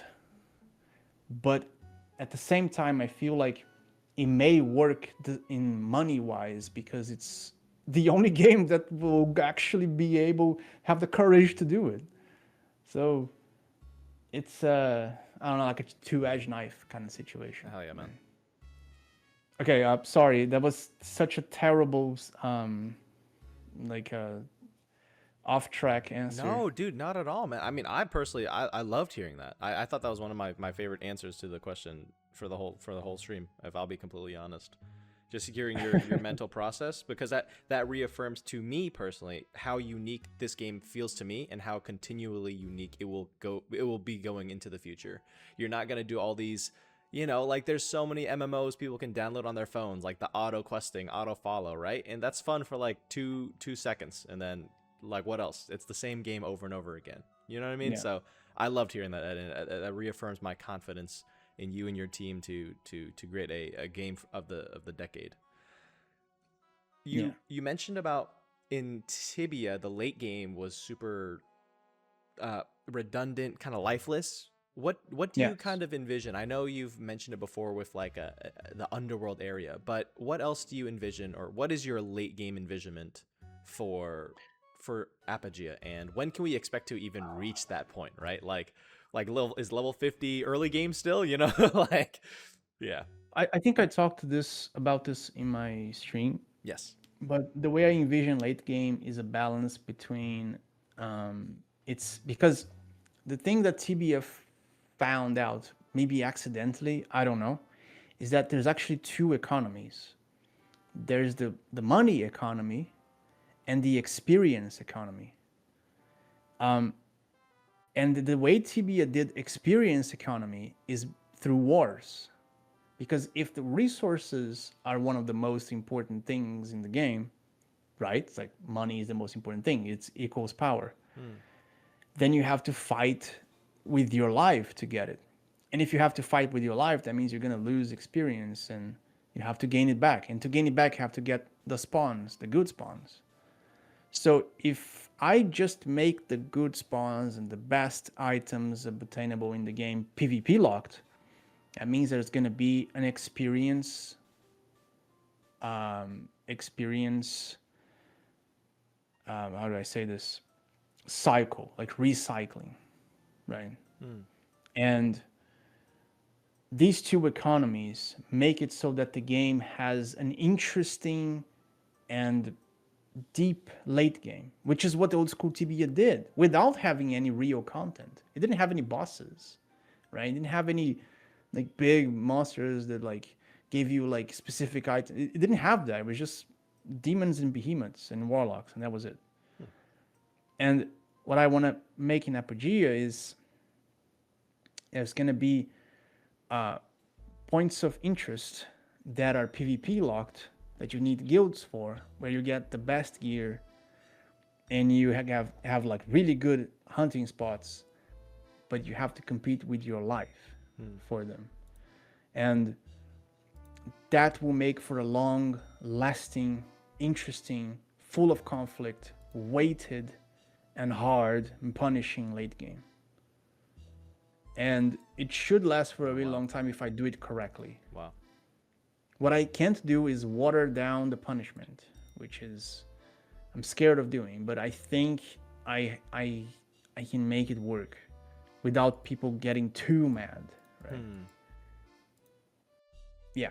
That's how I envision late game in Apogea. It's like it's bosses versus guild wars versus hunting spots. Wow. And it's kind of like a cycle of like whatever, you know. It's like, for example, you want to go kill Conquest. It's one of the one of the easiest dungeons. And you get there, there's a guild there, another one. You team up, do you fight them? Like, what happens? Right? Oh, we team up. Okay, the boss drops one item. Who gets the item? You know? Yeah.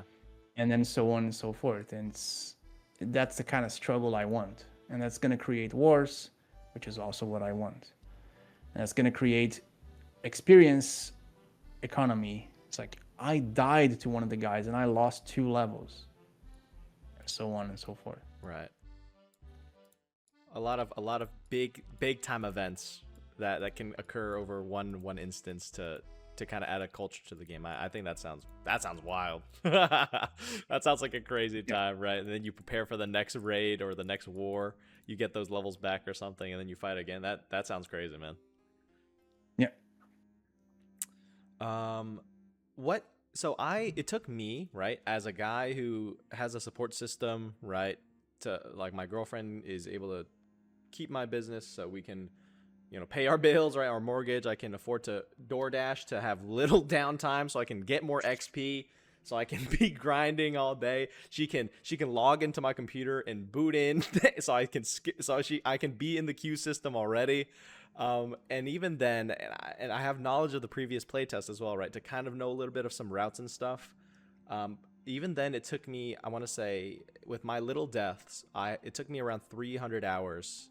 I think I put in this playtest to reach level 46, I think, is the level I'm at right now. And of course, that's with the addition of the group, the higher tier monsters giving more XP. So it allowed us to get a pretty good... it ramped up our XP boost, or at least it made the process feel a lot less redundant, right? And it was super fun. Honestly, my favorite patch of the playtest was that. What is going to be what's your kind of like timeline for a player, right, to get to like, you know, from level 1 to 10, and then from maybe level 10 to 25, and, you know, from 26 or from 10 to 26, and then from 26 to 52. What's your idea of like the early, like what's your separation of early game, and how long do you think it'll take, or what would you expect a normal person to get to? Because I think I did it fast, right? So I don't like to use myself as the example, right? And I say that as humbly as I can because I have so many things that I can do. The normal timeline for like a regular playing person would be something like a day to get to level 10. That sounds fine to me. You can do that in a few hours, actually. 24, which is the second milestone, would be around like half a week, maybe 4 to 5 days to get to 24. Around a week, yeah. And then 35 needs to be around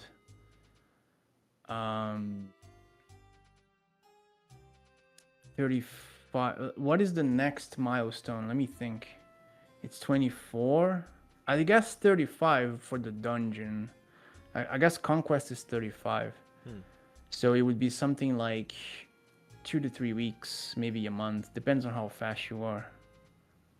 That's what I think a normal person playing would achieve. And then for level 50, I'd expect something like 2 months, maybe more. You did it way too fast, which I don't know if it's a result of too much money, too much support from other players, because I feel like streamers have a lot of people who help them. And after that, after 50, I want you to get to level 70 something in around a year. Oh shit. because it's not gonna be easy. It's not gonna be easy. Both in the experience curve and in the monsters you have to kill. Does that make sense to you guys? I'm talking about the regular playing person, okay? I'm not talking about the addicted 24/7 like a noogie here. Not really. Yeah. Explain. That's not a regular person? Is that too fast still? I think like for me, it took me a day to get to level 12, 15. Like I think this regular person, this sounds like they're putting in a lot of time. For me as a guy who's put in a lot of time as well. I know there's some people who play the whole playtest and they're still like level 16. They haven't even reached level 24 yet. After the whole 2 weeks. Wait, really? Yes, I know a lot of people, especially in my community, that Dude, haven't that's such a reached that big yet. discrepancy, actually. Yeah, I for me, I know it's like I think. I mean, I don't want to be a streamer who suggests stuff, right? I want you to cook your own game, but from what I've been No, go able to ahead. pull from my community as a guy who literally is addicted to the game, playing 16 hours a day for the past 3 weeks, right? Min max my life so I could play the game min max, right? I know I got there, but I feel like a lot of people weren't able to reach level 26, and a lot of people really wanted to, right? In like a month? I guess the playtest was what, like 21 days, something like that? 3 Yeah. weeks, right?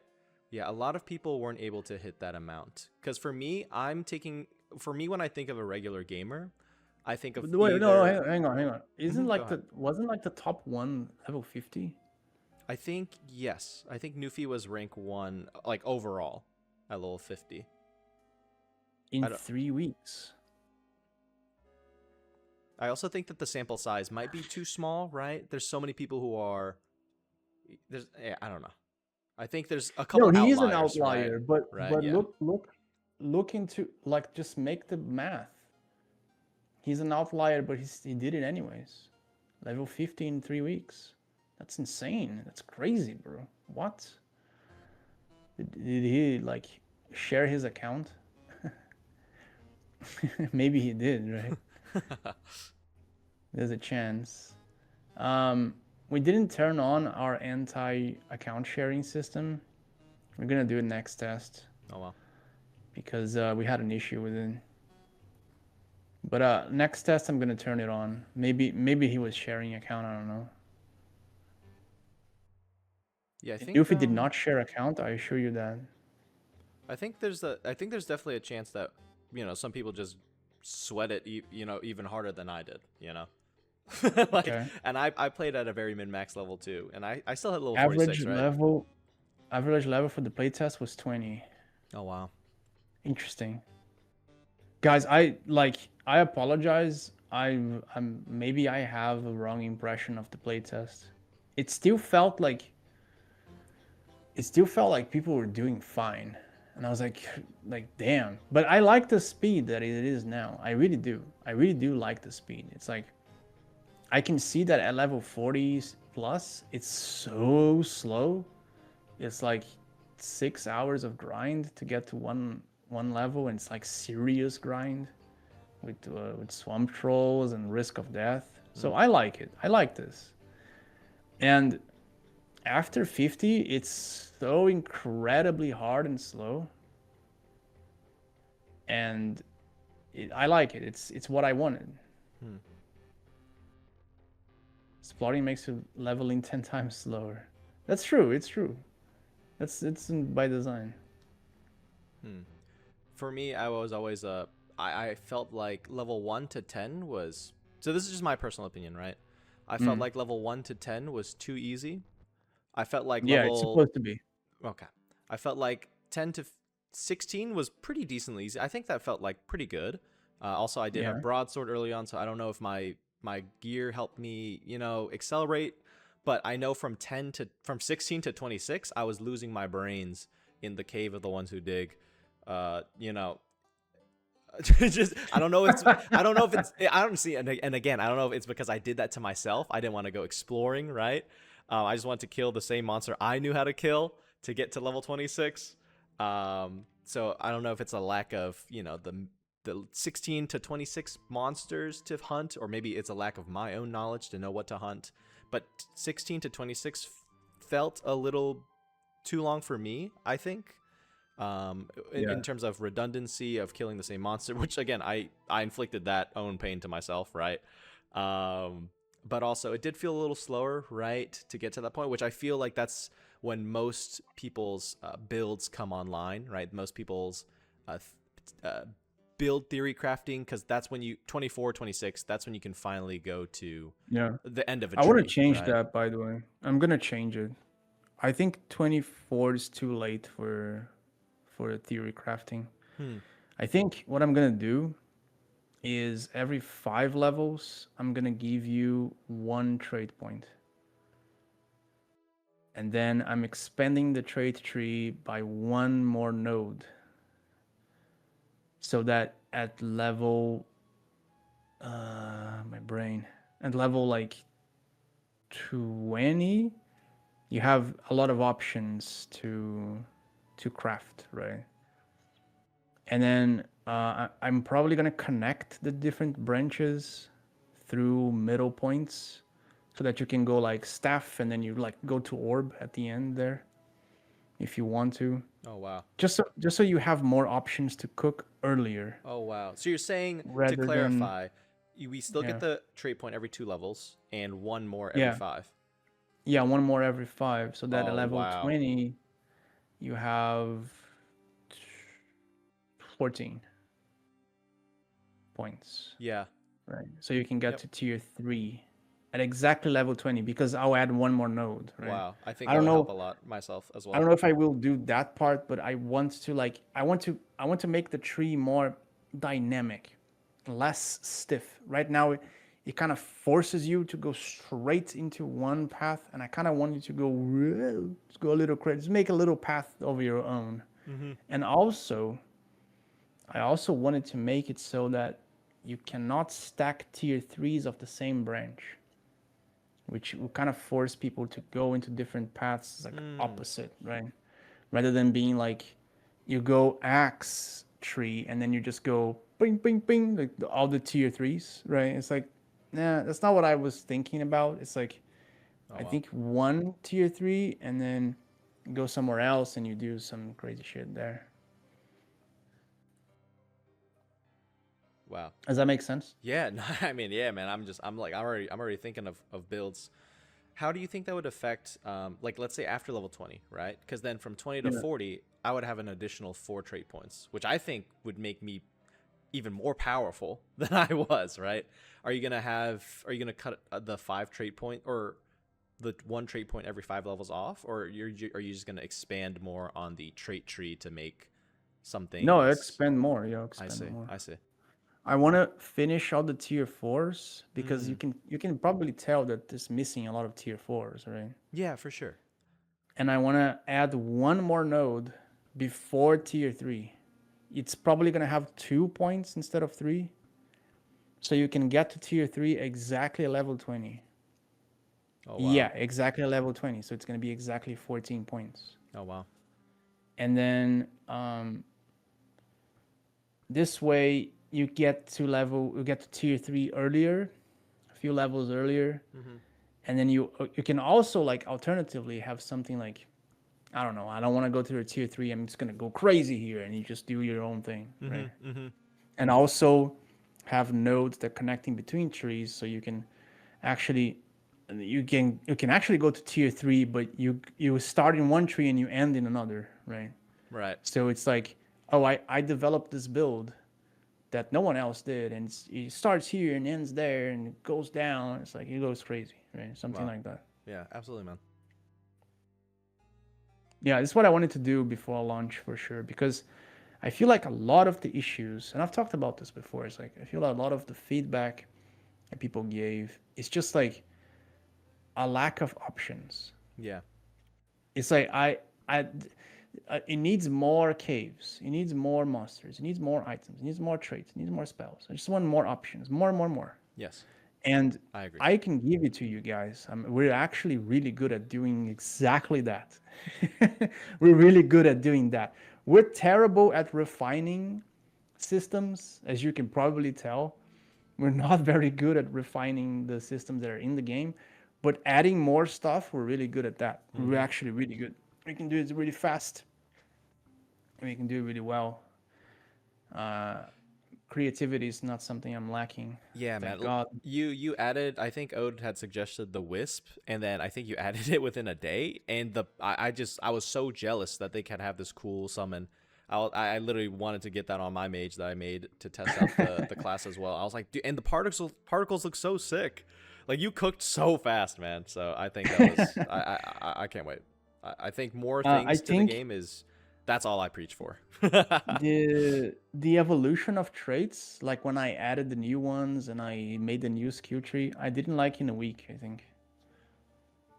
Wow. How long have you been working Apogea? When did the vision the project start?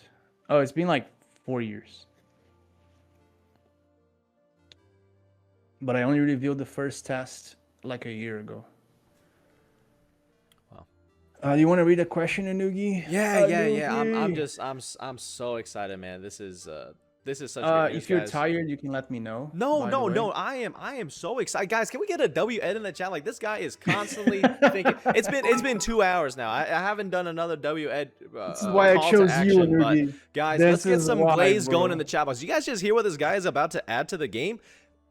He is going. He's look, and I'm advocating for this as a guy who sweats at this game, gets an advantage for being further ahead. Right? I can get more damage in. Right? But I want people to experience the game and have fun with it as well earlier. Right? To feel more powerful early. I come from the perspective of when we're all strong, nobody's strong. You know what I mean? So this guy is giving us another trait point every single 5 levels. That's gonna let us accelerate our build theories and philosophies. So you guys can test it more on the next one. On the next play test. So guys, W Ed in the chat box, man. This guy is awesome. I just want the people to have the level 30 experience earlier. I think it's gonna happen way earlier. Yes. I would love When that you go as like, oh my God, I can do this and I can do Yeah. that and I combine with this and I combine with Yes. that. It's like, so, because I feel like when I was playing mage, especially, I felt like there wasn't a lot of options that I could do. Mm-hmm. Like I could be staff or I could be shield and sword, and that was it. Mm-hmm. Like, I was like, yeah, well, I kind of want to try different things and go a little crazy. Yes. And I just want to give you the tools to do that, make them more available. It doesn't mean they're going to be broken. It means they're going to be a lot of tools where you can go like, oh, which one do I pick, right? I like that. I really like that in video games. It's really fun. I love that too, man. A selfish question for me. What are going to be the rewards that the top players will be receiving? Oh yeah. I will I'll give all the top 5 players of all servers a free Patreon subscription. If you do not want the Patreon subscription, you can just tell me. I don't know how yet. I think I'm gonna open my DMs again. I'm sorry that I closed it, by the way. There were way too many DMs of people just giving me feedback.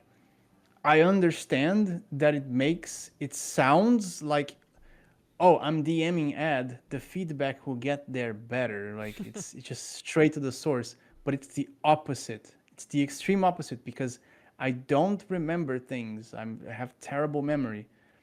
So when you DM me like with the feedback, it's like I'll go like, all right, cool, and then I'll keep doing what I'm doing, and then a month later I completely forgot about it. And then to actually look into the feedback, I go into the feedback channel and I look through the feedback on the feedback channel a month later. So do you guys understand? It's like if you DM me, it's like the opposite. You're throwing your feedback into the garbage, and I do not encourage you to do that. If it can't be public and it's like a real issue, that's different. But usually you just dump it in the feedback channel and I will read it.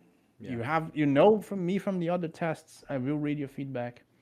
Don't DM me. I'll open the DMs again so you guys can tell me if you don't want the Patreon, and I'll like refund it in some other fashion. Don't bother this guy, guys. You know, And he's got enough on his plate. yeah, I'll just give the Patreon for free for all the top 5 of all servers.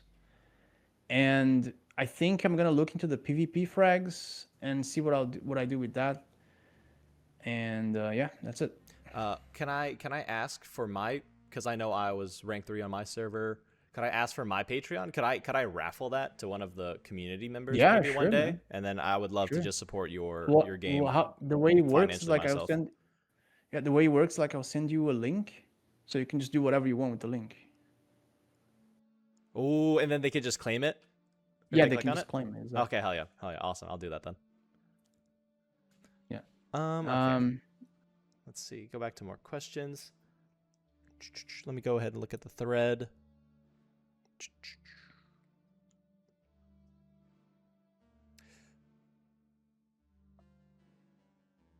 Someone asked like, there's like 50K wish list. There's not. There's 100,000. There's 100,000 wish lists. It's more than that. How are you gonna fit all the people in the servers?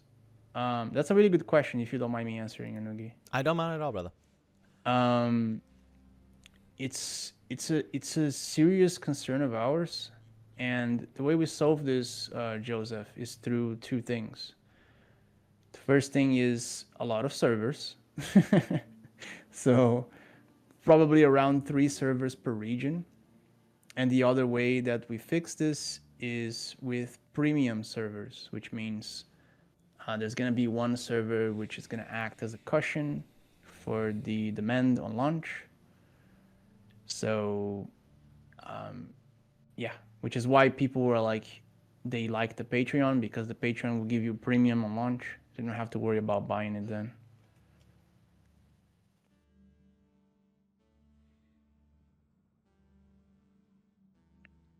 All right, guys. I'll be taking some more questions from the chat box. If you guys want to ask some more questions, again, I'll probably ignore the ones when it comes to balancing, because no one will ever be happy when it comes to balancing. The thing about balancing, like I can answer that. I can answer that like right away. It's like Yeah. all of the stuff that I did during the tests was like, what I was doing is like I was just like moving like the little things that I had in place, but I didn't go too crazy because I want to revamp things, right? I want to like add more. So it's kind of like a moot point. It's like it doesn't really matter if we keep like, oh, now the mage is too strong, now the mage is too weak. Like it doesn't matter if we can't assess the whole picture. It doesn't really make much of a difference. So yeah. Right. I have a fun question. Okay. Which class do you think uh, gave the most feedback about their class in Knights. Discords? Knights. 100% the Knights. That's funny. Like you guys are very loud, which is cool. I like it, and I understand why you do it, because the knight is inherently, the way I designed it is, it's inherently a more boring class. It is. It really is. And you guys want more, you want to click more buttons, and you want to cast spells. You want to spin. I understand, but it's late game. Like you're going to do that late game. You're not going to do it early, and you kind of will do it mid. It depends on how you spec, right? If you spec as an action hero, then yeah, sure. Like you're going to do it a lot. But if you want to do it early on, nah. I'm sorry, it's just not gonna happen. You're gonna right click and just go make some coffee. Come back. It's how it's gonna go. I'm sorry, it's gonna be like that forever. I'm never changing it. I will make I will probably make one more spell for knights. Probably one or two. And it's like, and it's not early game, but it will fulfill that gap. But it's not early game, because I Like knights are not supposed to be the sweaty class. They're supposed to be the okay, I can chill Hmm. class, right? Yeah, If as you a want a knight player, sweaty class, you have to go mage. yeah, as a snipe player, I think it's the easiest class to play. I would like more buttons to press. To me, it felt like press spacebar equals win. Was most of Yeah, my that's pretty gameplay. much it. Yeah, and also look at your HP when you're killing really strong monsters. Yeah. Uh, That's pretty much it. And there's a little bit of a like a tiny like small mechanic in taunts where you can't taunt too much, or you're yeah. just gonna have the opposite. Bald spot jump scare. Fuck you, dude. Guys, can we grow up, guys? This guy's stressing out because of all the Discord um, complaining. Like, guys, let's give him a break, guys. I lost my train of thought completely. Fuck you, Sintone, motherfucker. um, yeah, but it's like every now and then you're gonna have a little like tiny mechanic with the taunt and like when to cast spells, when to heal, etc. Yeah, I thought it But brought. I Yeah. yeah, go ahead. You can say. You Yeah, I can was talk. just gonna add on. I thought it added like a cool kind of mini game skill expression, right? Because I played a lot of tank as well, just waiting for Yeah. that exclamation point to disappear, right? And I think you Pretty added much. I think you added the monster because I think it was a little bug with monster candy, right? It wasn't the full duration wasn't displayed, so I think I was Yeah, messing I up the fixed taunts a it little like bit. halfway. Yeah, yes. Yeah. I once I did not go monster candy. I went in a different spec. It was like a mini game, which is why when you came into my stream that one day, you saw my UI blown to like giga proportions was because I was trying to make that exclamation point bigger because it was hard to tell with all the numbers, but it just made the numbers even larger as well. So I don't think there was any winning for that, but I didn't mind it at all. I saw a good question. Mm, Was what as a community? I know you were waiting for us to kind of find the conquest champion, right, before ending the yeah. playtest. Was there anything else, like any other big things that we didn't discover, or were you also, or were there, and conversely, were there things that we did discover that you didn't expect us to discover as fast? There were some stuff that you guys didn't discover. The Pestilence Knight is like the quest line is still accessible. I changed it at one point and then no one figured it out. Hmm. Um, there was also some secret stuff that you guys didn't figure out about the test. Oh shit. And um, there was also the no, I think you guys figured this one out, right? You guys figured the silver mace out, didn't you? Yes. How long did it take to find the tile? Was it fast? The tile. The tile. Yes. Are you talking? Well, I don't want to spoil as well, right? But I also don't want to gatekeep. But there was a tile that like around the watery area that I pressed on. Yeah, that one, yeah. Yeah. That was a. To be fair, we have so in my group, right, of people I played with, we have some people who's like their whole enjoyment was like exploring the map and finding things, right? So they were able to just share with me that info when I would just follow them brainlessly. Okay. Um, Was it? Do you know if it was hard to find or not? Because I never when would have found it Z-Claw was personally. I would never would have found it. when Z-Claw was like in the conquest dungeon, he figured that out so fast, and I was so disappointed. I was like, "There's no way, bro. How did you find out that so fast?" Yeah. We had two people from our group, Rodzor and Crabbo. They really they like they. I mean, especially my homie Rodzor. He got I don't even know who it was, but there were some evil people on the game master team that I love. You know, it fits with the game culture of Evil Ed, right? The game design being a little evil. They got him to kill himself in the game as a blood sacrifice to open the door for the crows.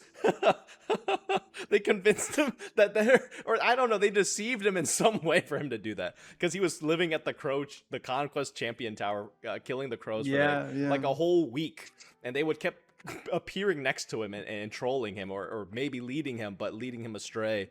And let's just Guys, say he lost his you're gear. supposed to be the one stopping sacrifice, not making them. He lost his bis and gained no information. Oh my god, bro. He told us about it, but it was so super I funny saw moment. the video of the guy being sacrificed. with the fucking silver dagger Yeah, wall yeah, icon. yeah. Just incredible, bro. Incredible. We had a lot of theories to discover that, and then of course we talked with Zcon too, right? We all kind of like talk around and stuff. Yeah, but that gave me an idea. I'm gonna make something similar. I think it's gonna be cool. like a more intricate, not just like finding a key in a chest or like. Yeah. I love that, Because man. I've been recycling too much the current mechanics. I need to be a bit more creative, if I'm being very honest. Hmm. And so I'm changing some of these things. Yeah. I didn't like how fast they were found. Right. One of the things I was cooking, I was like, wait, is there like a puzzle with the tiles we have to put a certain item on? Or and one of the homies in our group was like, wait, like when we went to the war dungeon for the first time, which again I can't wait for that to be fleshed out with textures and stuff. It dropped a unique bone texture, and he was like, oh my god, it's bones. This could be the solution. And we were gonna think you had to place every single bone type because one of your books had mentioned about bones and the different types in a circular ritual. So I don't know. I think that By I'll the way, just leave that one Anugi, out there. I'm not adding textures to that place. It's gonna be exactly the way it is. I really like the way it looks, actually. Wow. I'm sorry to disappoint you, brother, but I'm just telling you right now. Yeah. No. I mean, hey, dude. I think it looked awesome as well. No, I Uh, really like the way it looks. I you. actually really do. It's like exactly how I wanted it. Hmm. I remember I told Matt, I was like, can we just make something that kind of looks like a brutalist building? Like Hmm. that kind of like sounds like hell to me. Yeah. And he was like, yeah, that's it. So the war dungeon, the boss wasn't. It's not out yet, right? Because we were losing our minds and all our lives trying to find him and solve him. Or you don't have to answer Did that you question. This one. kill did you kill all the titans? We killed. There was one Titan we didn't kill behind a magic There wall. there are 4 titans. Did you kill all of them? We killed. I think we've killed 4. We did kill 4, but I think there was a 5th one that we didn't kill. No, did you kill all of them in different locations? I think so. There was one. I mean, I don't know how many spoilers, guys. Maybe you guys might want to deafen for some spoilers for a minute. But we killed one in the tower. We killed another one in another tower. We killed one that was trapped below, and then we killed another one that was also trapped below. So it was 4 different ones we killed. But there was also a 5th one that was locked behind a magic wall behind omens. There's only 4. I'm pretty sure.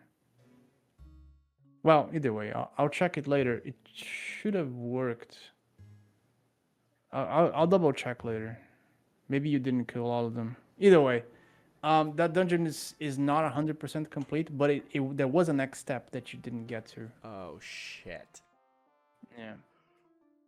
And we gotta wait another 6 months. GG. It could be shorter. Gotta have faith. Whoa, it could be shorter. It could be shorter. You guys hear that? I really want it to be short. I'm just tired, man. Yeah, I mean, I'm hey, tired. brother, I you just want to rest get it up. done. Rest up, man. I mean, this playtest has been absolutely amazing, man. Yeah, it was really good actually. Like overall, like I feel like we fixed so many things. There were so many bug fixes everywhere. Mm-hmm. In the back end with the emails, a lot of client fixes, a lot of like quick patches that would have taken me a month to make, and I did it like in a day. Mm-hmm. There was a lot of really good stuff. I think adrenaline kind of does that to you, right? Yeah. And there's like 2,000 people tagging me, telling me something broke. And I look into the code and it's like a gigantic fix. And I did it do in like 10 seconds. It kind of changes the dynamic. It's very cool. But I'm like extremely tired now after the test. So I need to rest a little bit. What was the most tiring thing for you about the playtest process? I just like the people just tagging me. There was a lot of people tagging me saying like, No, just tagging me to tell me my game sucks, bro. Like I don't understand this. It's like they just want to get to me. I don't know why. Fuck them, man. And it's like, We love your game, brother. Don't listen to those no, it's like I dumbasses, don't man. mind. I don't mind if you just say that the game sucks. Like there's a bunch of feedback that's just like that, right? The guys go in the feedback channel and they go, okay, the game sucks. Here's why. Just change this and the game will not suck. Like that is 100% fine. I do not care. I don't care. I really don't. I really like this. I liked it because it gives me like, it confirms my designs, right? It tells me, okay, I'm not crazy, because it's like it has all the things that I know that people were gonna say. I know this. Like I've done this a million times. I've been a game developer for 12 years. I know this. But when you tag me to just tell me my game sucks, it's like I don't understand. It's like, well, just leave. You don't Trolls, have man. to tag me to tell me my game sucks. Just rage baiters and trolls, man. Don't listen to them, brother. I guarantee you they died level 2 to like a rat because they tried to kill 2 rats or something, and then they just start vomiting words. They got more words than they have minutes in the game. And there was one guy in particular that DM'd me telling me he's gonna kill me. Oh my god. And I was like, all right, bro, just do it. I have shit to do. Just do it. Just be fast. He said it was gonna kill me and my family, and I was like, all right, man. What? That's fine. Just get on with it. Like I have stuff to do. Jesus. And he blocked me after that. That guy died to the first slime he saw, and he lost 2 minutes of his time. He lost the level because he died to a slime, and that. I don't know. I don't know sorry, what man. happened. I think it was the email stuff. I'm pretty sure it was the email stuff because I'm he sorry really about wanted that. to play. I'm sorry about that, man. There's some crazy people out there, man. But I promise you, we love your freaking game, man. We love it. Okay, this is everyone can agree this game is so awesome, man. And this is a special game for so many of us, especially here in the chat box. I'm not like, how do I say this?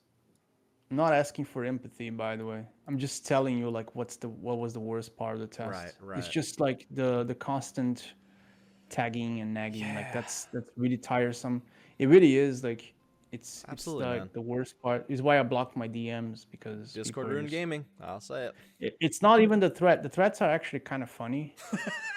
The thing that bothers me the most is just like just telling me random shit. Like it's like I'm like trying to solve stuff, and then there's a bunch of DMs of people going like, what do you think about this? And I'm like, I don't know, man. I don't know. Wait, I'm busy. And people tagging me to tell me that my game sucks. Like that really is like, it boggles my mind. It doesn't. I don't understand. Yeah, man. Look, Everything else is fine. I swear to God, everything else is fine. Like, I really appreciated the balanced discussions. I actually like doing that. I left a bunch of like WhatsApp messages on the Discord. I love doing that. Just getting my phone and like yapping about balance. And I like the discussions that people raise about like whether the game is pay to win, like hidden pay to win. Jamal is very worried about that. That I'm gonna make the game pay to win. I'm not. It's not gonna be pay to win. There's a lot of discussions about the XP penalty and how it's too punishing. I like those discussions. I really do. Jamal. It's Jamal. Yeah, I'm Jamal. Hey, Jamal. Hello. And I like the discussions. I really do, because like I want to reiterate my points. Do you know what I mean? Yeah. It's kind of like a reminder that I'm in the right path. Right. I like these, and I like the feedback. I enjoy the feedback where people are like being honest. They go, I don't like the game, here's why. And I respect it too. I actually really respect it. I don't like when people are obtuse for no reason. That kind of pisses me off. And like the tiresome thing about the test, like the thing that actually exhausts me, like these things are just like what I don't like, but the thing that exhausts me is like, for example, I make a change to fix something, and then it breaks something else, and then I have to make more changes that breaks more stuff. And then every time I do this, it's like a lot of work. I have to change the code and build the game and upload to Steam and shut down the servers and restart. And it's like this very tiresome, it's very tiresome process that I've been doing for like 20 days nonstop. So it's really, really tiresome. What do you think that Apogea needs the most for you to feel and for you to take? Because you say you think that the painting is sloppy, right? Yeah, I it personally is. think the game is really awesome already, and I just think a great solution would be just more content, right? More items, more dungeons, more Yeah, cities, more it areas. needs to But be a gallery. what do you think it needs, right? I think it needs that. It needs to be a gallery rather than just a painting. And there needs some touch-ups, right? Like and I know, and everyone knows that there's imperfections. We see them all the time. We ignore them because we're having fun. But there are a bunch of imperfections in the game that I really wish I could fix. Like the PvP system is not perfect. There's a lot of graphical issues that I see all the time. There's a lot of QOL missing. Like for example, the health cast with spells. It's like it's a QOL. I need to warn you, you're gonna cast with health. Right. There's um, a lot of things lacking, right? The NPCs are a bit shallow still. I need to improve them. A lot of quests are like missing, straight up missing, right? Like for example, there is no like level 20 plus quest line. Right. Right. Everything is like either chest or below level 20, except for the main quest. So I want harder quest lines where you can like actually level with the quest I would love that as well. rather than just going and like doing a random quest and never thinking about it again. Yeah. And yeah, there's a lot of things missing. You guys know it. You want to really play the game. I understand, but it's not there yet. We're gonna get there. Like it's not gonna take too long. I promise. I promise. I promise. It's not gonna be 10 years. 100% will not be 10 years. It will not be 5 either. I can guarantee that, 100%.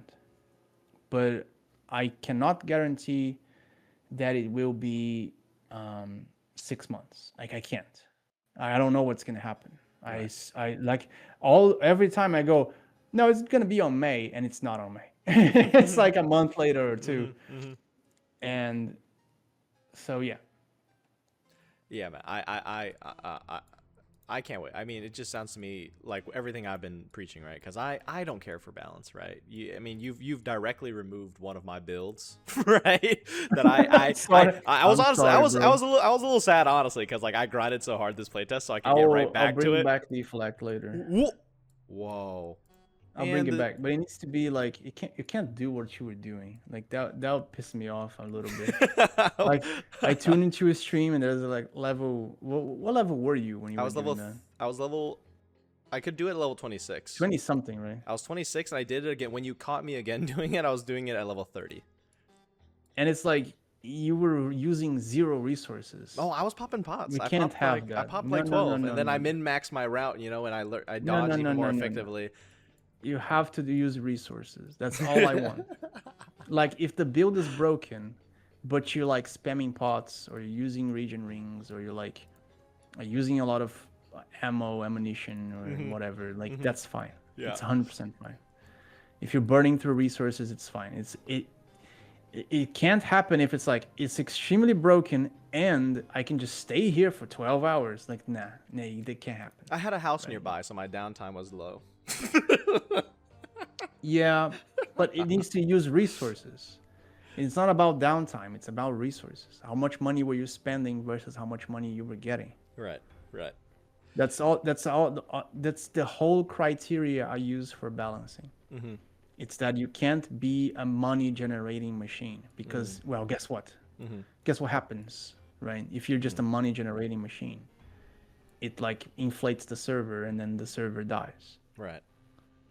So this is what a lot of people don't understand about my balancing techniques is that I can't just give you tools that are generating too much wealth. You need to have some usage of resources so that the economy kind of balances out. For sure. It's you're gonna waste a little here, or someone else is gonna waste a little there, so that the economy can kind of stay afloat. And then it's like selling loot and buying loot and blah blah blah. If someone dies and so on and so forth.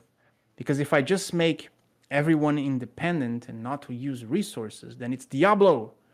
That's Diablo. And Diablo doesn't last unless you make some really weird, like infinite dungeon that's like resembles some sort of like circle of hell from the Divine Comedy, right? Right.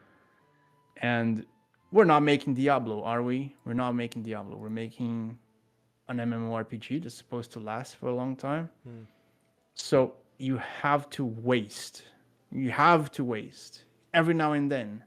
Sometimes you profit, sometimes you waste. You have to do that because then the game has ups and downs. You have ups and downs. Yeah. Other people have ups and downs, and so on and so forth. Right.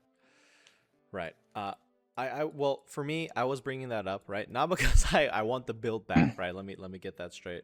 I don't want to abuse my streamer privilege, but I brought the notion that the deflect shield build got removed, just to say that even though you removed it from the game, I'm so excited because I know there's more coming, right? I know there's more things to be added. And for this type of game, I think that's the solution to everything, right? Making it more of a gallery, like you say.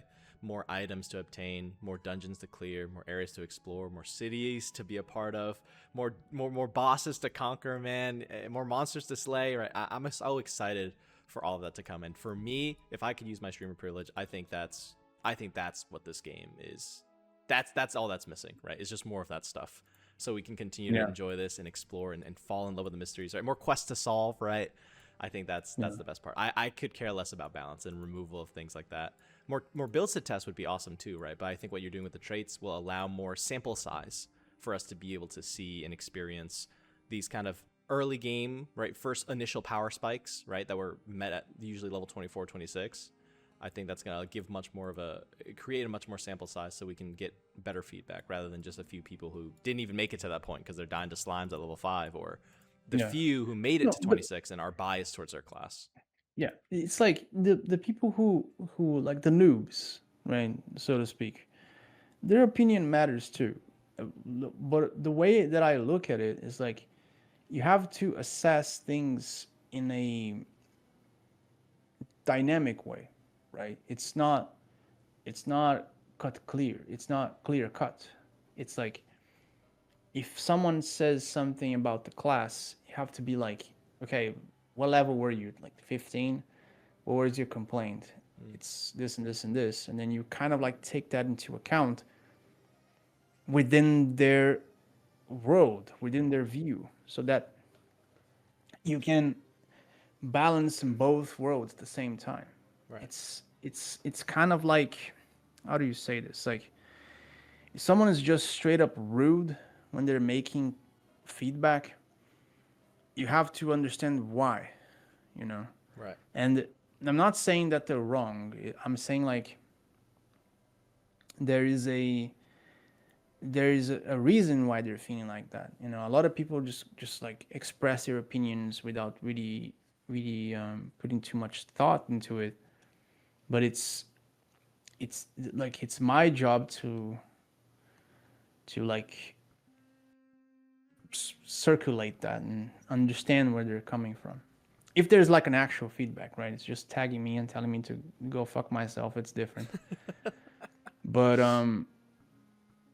the way that I want to look at things is Apogea. If you really like squint your eyes, you can kind of see the rankings, right? Mm-hmm. It's like the people who didn't really get too far, they're kind of like silver or bronze, and people like you and the top 5 players of all servers are like the grandmasters and the challengers of Apogea. So there needs to be a sort of like a remembrance of the people who are in the lower ranks, right? In a way that they feel like their life is more fulfilled. which is why I want to reduce the which is why I want to reduce the traits requirements in terms of level, right? That's the reason, so that you can cook earlier and feel like you have more meaning early on, even though the numbers will pretty much be the same, except you're gonna have more tools. You can like move around your build Right. and be like, no, this is not how I like to play, you know, and Absolutely. then you go this way, and Yeah. then you go, that feels better, Absolutely. you know. Like one thing that I wanted to do, for example, is like maybe almost every tree branch has something to do with capacity, because every class has some issue with capacity, either the lack of a capacity of not usage of it properly through the traits to the trait tree, so that it's always a theme of some branch that you can take but you don't have to. And then I do this a lot everywhere. And I sort of try to do it in the last days with Lightfoot. Yeah. I think it kind of worked. Like it sounded like it was a good trade that people were actually getting, which is something I want to make more accessible so that you can build your character in a more interesting way, in the way that you like better. And yeah, that's it, right? I can't wait, brother. Going on to the next, I think that kind of it relates to it brought up a question. Do you intend to have like for that experience at the lower levels, right? Do you intend to have more like, you know, like what's your ideas on like professions? And I know you added scavenging this time, cooking and forging, right? But some people enjoy the game just I mean, I've had people just cook food all day long, and that's like such a cool enjoyment to them, right? What do you think Yeah. about doing more things like that revolve around just kind of like the role play of being just a squire, or like, I you know, love like this the topic, bro. lifestyle stuff, you know, just running This is around such and just a chilling at the bench, you know, surrounding telling stories, you know, because I love stuff like that as well. yeah. This is such like a I don't know, like it's such an easy subject for me to talk about because I think about it a lot. But let me try to sum it up, right? Here's how it goes. AFK activities, or activities that are like non combat wise, they can exist, but they can't be rewarding. He is high. A little bit. I'm a little high. Just kidding. I'm not. I'm just tired, man. It can't be. It can't be. Can't be like the meta, right? No, it can't be rewarding. Yeah. Which means I can't reward you for standing still. I can't reward you for doing something that you're not challenged. Right? It's sort of like. It's why I have such a hard time adding fishing. Because if fishing just rewards you without challenge, then it goes directly against the design that makes the game interesting and addictive and fun. And for example, does that directly contradicts with the fireplace? And I don't think it does, because I think the fireplace is, first of all, not rewarding enough. Like, it's way better to just Yeah, eat a plate of absolutely. food. Absolutely. And second of all, it's very slow. It's like saying the chest, not the chest, the chess room is like a broken mechanic. It doesn't do anything. It's just there for you to like play chess if you feel like it. The fireplace is the same thing, and if I'm adding fishing, it's gonna be the same thing. You're not gonna have it. You're not gonna be extremely rewarded. It's gonna be very, very bad. It's gonna give you nothing. And whenever I add a mechanic, it needs to have some challenge to it, and also not have downtime, which means it doesn't like. If I add fishing, you're not gonna have a point in the game where there's gonna be a loading bar telling you that you're fishing, or telling you that you're mining, or telling you that you're collecting something. That's not gonna happen. It's either like this or it doesn't exist, or it's just visual, which is in the case of sitting in the fireplace or playing chess, or like sitting in a region spot that looks cool. It's just visual. It's just exists to say like, yeah, we know these mechanics exist and we know you just want to chill, but I'm not giving you anything. Like, I'll give you something. I'll give you like it's like nothing, right? And professions are not like that. Professions are specializations you can do into mechanics of the game, right? So cooking is a major mechanic of the game, and specializing into cooking will give you clear advantages through challenges. The quests themselves are the challenge, right? Giving 20 pieces of sushi to a cat is very hard. Like getting the Nordic salmon is very hard. It's a very hard drop. Right. Uh, Getting like the 25 bowls of whatever is very hard to the guy in the citadel, Right. and so on and so forth, right? There needs to be a challenge for you to earn that right, or there needs to be a challenge for you to execute the profession properly. So there you go. Every single design choice that I make is so that you have some challenge doing it. And if you don't get challenged, there is no reward, or the reward is meaningless.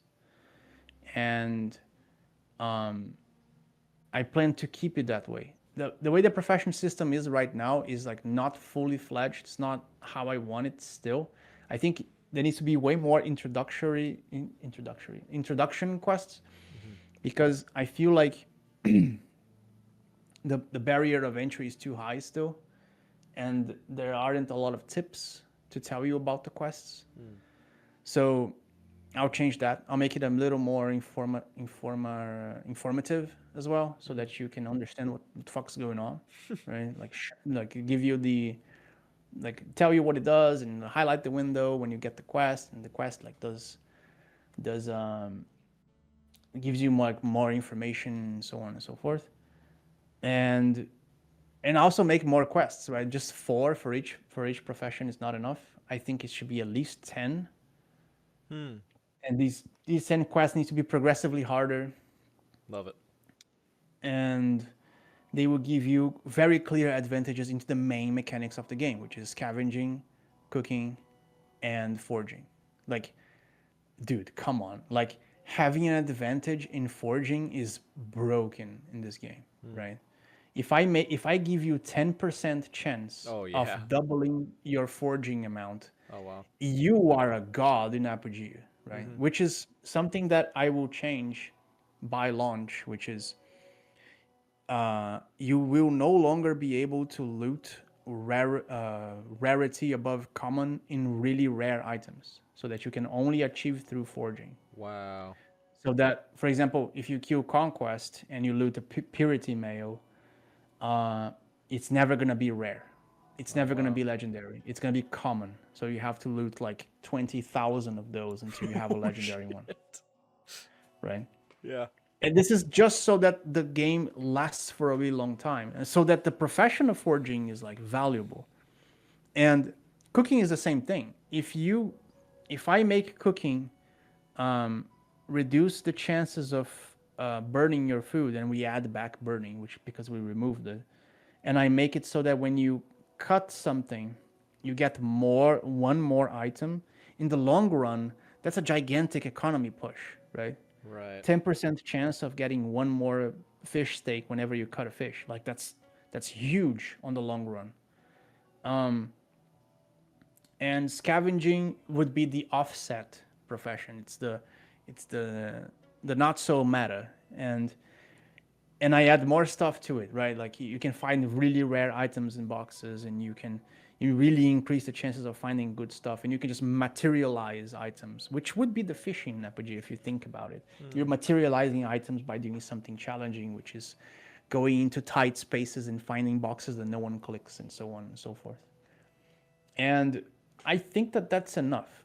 Fishing, if we add it, it's either going to be visual and garbage, or it's not going to be how you guys envision fishing. It's going to be like some almost joke-like manner, because I don't like activities that are easy and that reward you a lot. If they reward you a lot, they're hard. If they're way too easy, they don't reward you. End of story. Yeah. Speaking of activities that are kind of hard, do you have any do you have any plans to kind of change some of the chests that like maybe give ingots? I know a lot of people have been asking about that, and me myself. Sometimes I open a chest after I clear a whole entire area, and it's just an ingot. Is that like a placeholder for an item, or is it like intended for us to like sacrifice many I men for love a tin ingot? that your first thought is that it's a placeholder. I love it, bro. I love it. It's amazing.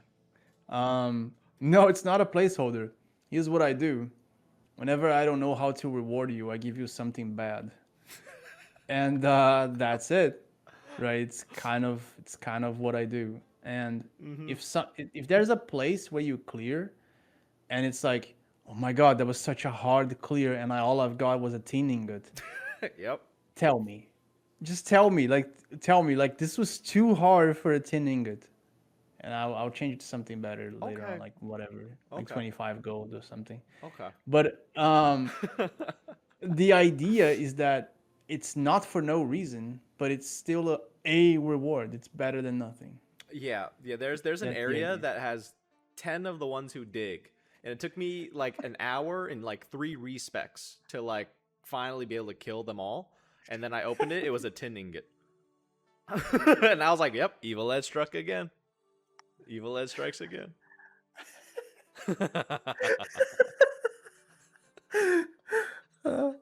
I put that place as a joke, bro.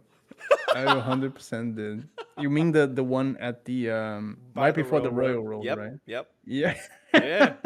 I was like, "Wait, there's a chest in there, and it's surrounded by 10 dudes who." Didn't I put the look? Well, wait. Didn't I put the description of the chest? It was something like I defeated the diggers, and all I've got was a tin ingot.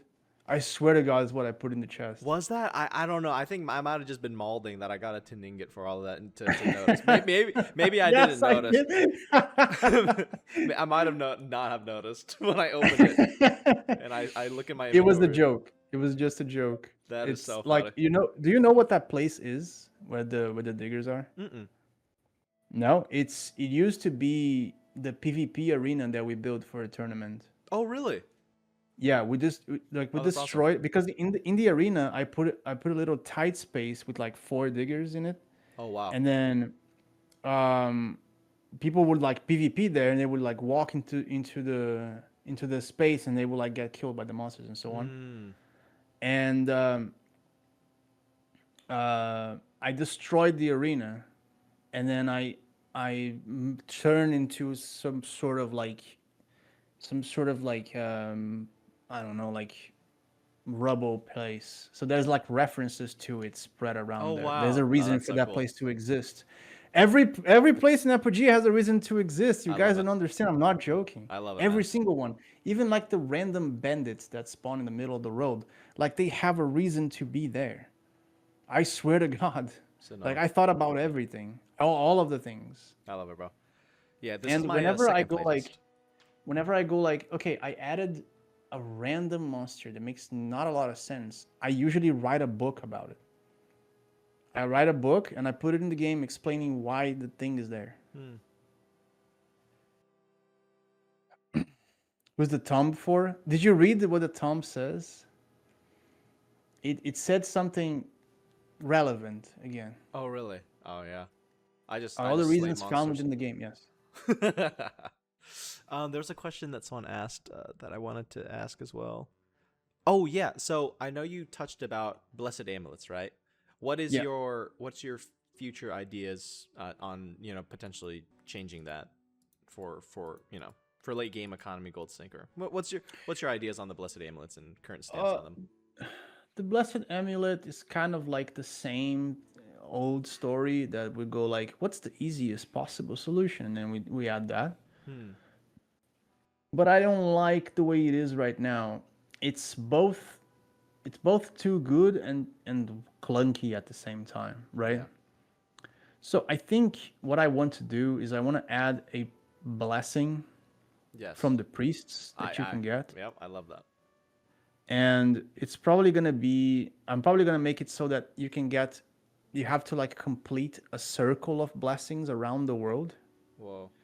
and they cost money, or you have to do some quest. I don't know. I'll think about it. And um, that would kind of replace the yeah, just like in old school Tibia. Yes, it would kind of replace the XP loss part of the amulet, and maybe be like half the amount. Hmm. It just halvens the amount when you Hmm. die. I have to think if it's gonna account for PvP. I don't know. But ideally, there should be something like for higher levels, maybe 25 plus, 30 plus, just because that's when things get salty, right? It's like when you Brutal. die, it's like, Brutal. yeah, It's it's a very brutal. brutal. And the blast amulet maybe just prevents item loss instead of just uh, preventing EXP and item loss. I have to Hmm. think about it. I like the way it is right now, but at the same time, it's super clunky. But I like that it's clunky. So I Hmm. don't know. It's a real dilemma. Yeah. It's a real dilemma. I had made a And I think, suggestion about it. I think I said something like along the blessing system, right? I was like, oh, it should be a blessing system from the priests that it's like it lasts only a certain amount of time, so you can't just like put it on whenever you're about to die, right? I think that it's super easy to just bind it to a hotkey, and then that's what I would do, right? If I'm about to die, I just mm, throw it on, right? You have to be yeah, more intentional with how you clear dungeons, right? In that limited time yeah, frame. And also I had a converse option that it would scale with your level, because with amulets now, right, if it's just scaled based off of player level, then it's easily exploited, right? You can just make a level 15 and have him buy a bunch of stuff, right, and then and reflip it, right? But then I also thought of, oh, what if like if you PvP so much, right, you can't do the blessing anymore, right? You're cursed or something like that, right? So it makes it more of a risk reward for being a cursed yeah. PvPer, and then you can't receive the holy blessing that protects you anymore. I don't know. That was a. One I'm not one sure if you thing saw that that. one thing that I was thinking when making the blessed amulet was like, I need something that you're gonna use when you know you will die. Hmm. You just know you're gonna die, right? Like there's Yeah. several situations in the game where you go, well, I'm gonna go out to die now Yeah. because I Yeah. need to Absolutely. find out what's on the other side of this portal, right? Yes. So I needed something that's like the I'm going to die item Hmm. that you use, right?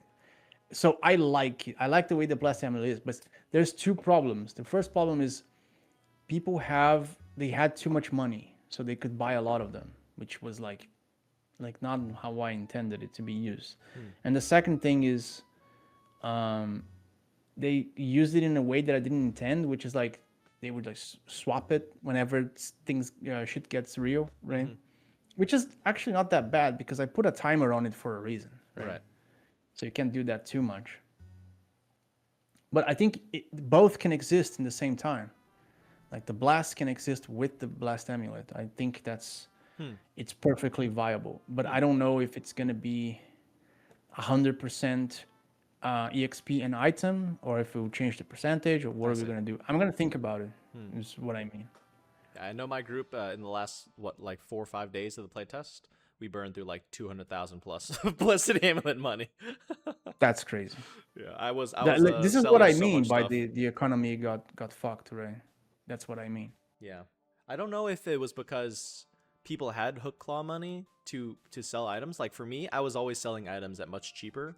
But of course, I I had the think, advantage of being a streamer, right? I didn't have to do trade offers, so I could yeah, sell more often because I had people. yeah, I would just say, "Hey guys, I'm gonna sell this for cheap. Come and buy it," and then they would come in wherever I was and buy it right away. So I could the, get gold that yeah. way, but I also sold it cheaper. So it's hard to use me as like an example, I think. I think there were people getting money in legit ways, like they were selling good items. Yeah. I think it was Eclaw that told me that. He was like, I just got to the spawn first, and then I sold a lot of good items. That's how I made Yep. money. I think Oldie also told me that. He was like, oh, I just got really good items and I sold them and it made a shit ton of money. Yeah, that was me as But I well. think that the reason why they made so much money from these items is because there was money in the server. Hmm. So the economy got inflated. Hmm. So it's like I can't really. This is why we have to do another test Hmm. because I have to see if everything works the way I intended it to work, will it be the same thing? Will it be like, oh, like we can just burn through 5 blast amulets, no problem, you know? I think not. I think it's gonna be like you get wiped once, and then it's like a week to recover from that. Oh shit. I think so. I think that's like if my calculations are correct. Yeah. I think it depends.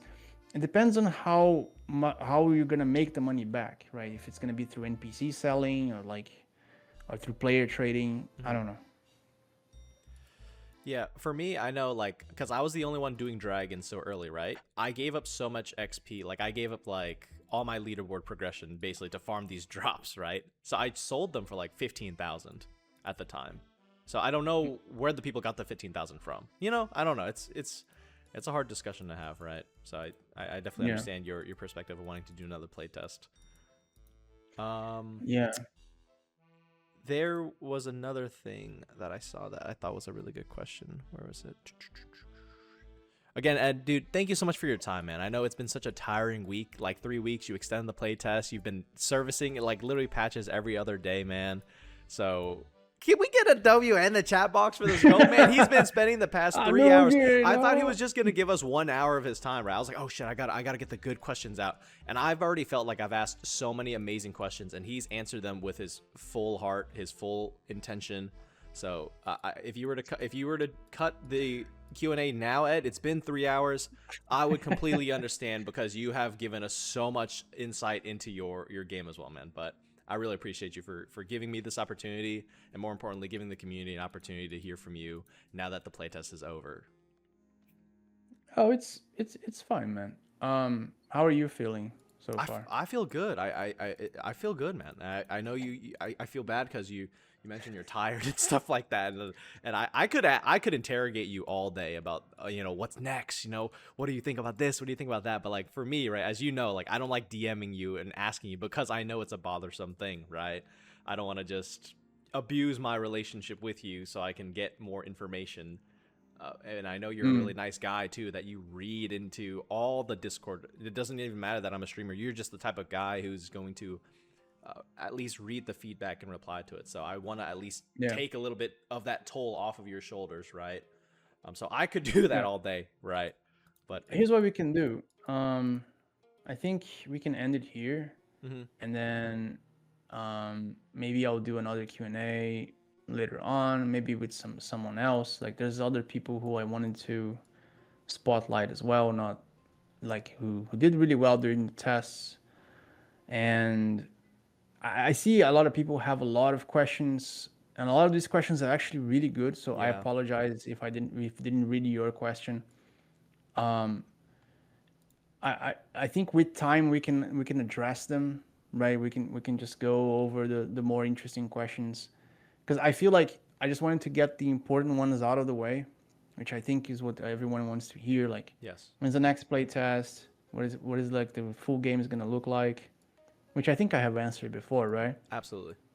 Yeah. What are we thinking? Do you think the game is hard or easy? Things like that, like the regular questions, and then we'll go into depth on the other stuff later on, like the ideas, the trait ideas, like what exactly am I thinking about balancing and things like that. Right. How hard am I gonna nerf mages again? And yeah, so we can just, I guess we can just stop here. Maybe there's some really important question that I missed. Maybe one of you in chat can tell me. We could do some like rapid fire questions, like quick answers, just maybe answers or questions you've already answered again, so we can have it collected towards the end of the video. But I think you've answered a lot of our questions, brother, and I'm super excited to see. Again, I'm so grateful for the chance, man. When you messaged me asking me to host the Q&A, I was just like, dude, what? I'm kind of nervous, to do this. I have to shower for the first time in 3 weeks. So thank you, Ed, for the opportunity and the chance, man, and more importantly for creating this awesome game. And again, I'm sorry No. too, guys. I know you guys have been asking a lot of questions, and I've tried my best. Or I did this session. I didn't want to answer any questions about balance because for me, I don't care too much about that stuff. I just care about more content in the game. But I know there's a lot of other questions that I wasn't able to answer or ask for you guys, so I do apologize for that as well. But as you guys heard from Ed, he's going to be doing a lot more stuff as well. Let's go ahead and do some rapid fire questions, maybe like 5-10 more minutes, and then we can let Ed go. Yeah. Yeah, sounds good. Okay, cool. Okay, Ghost Noroi, Goat GM. How do you felt when we found your little secret about Conquest, Ed? I don't know. Like, how did that get leaked? How did you guys find that out? It was not supposed to be like obvious. What was the secret? Like, there's other stuff that I did in the game exactly like that. That I just the music that I listen and I go like, I'm gonna add the this music. in. I see. Yeah, they kept telling me like when I was trying to attempt the boss, they'd be like, "Oh, you have to listen to the song, bro." Then I was like, "Wait, this song goes hard." I don't understand how this got leaked. Did I tell on one of the mods? I think I did. Either way, it's like I do that a lot in the game. Like there's more stuff that's like, isn't this a song? And yeah, it is. A lot, by the way, because I make the game listening to music, so it happens. Next question. Anything to do with RMT or your stance position on that? My stance on RMT is no. Apogea is not supposed to be about RMT, but we're not too like we're not gonna police all the time. It's just like if we find out you get banned, then that's it. Right. No conversation there. It's against the rules. No. But I'm not gonna police all the time. It's still an illegal activity, but it's I don't see any good ways of doing like systems or bots to investigate that. Right. Any plans for like a bestiary to count for the creatures we slay, like the amount of times we've killed them, or just the type to document? Yeah, I really wanted to do that. I actually started doing it a few months ago, but it's just like such a complicated mechanic and takes a really long time. For sure. It's a lot of client code. It's a lot of like intricate database recording, and I kind of want to get Steam Cloud working first before I do that. I think that's one of the last things, not a lot of priority, but I will add it. And it's not going to be a best bestiary though. It's going to be just like how many creatures you kill, how many quests did you do, how many keys did you got, all the total. I also add like a search function for the keys. Way too many keys right now. Yes. I also add a way of ignoring quests, so you can like clean up your quest log if you feel like it's too clamped. Yeah. Next question. Anything like a parcel system so we can mail things to people? Yeah, probably. We started making a sort of parcel system that works with letters, so we need to make it work with containers now. So it works with items, but we didn't make it work with containers, so we're looking into that. It's not going to be easy to use. It's going to probably require a quest or cost a lot of money. And it's going to be part of a quest line to allow you to even use it in the first place. Probably going to place in some hunting spots, probably in the main towns, and you can mail other people your items and so on and so forth. Awesome. Any plans for like a monster leaderboard, boss kill leaderboard, or like trophies associated with the boss kills, or just bestiary?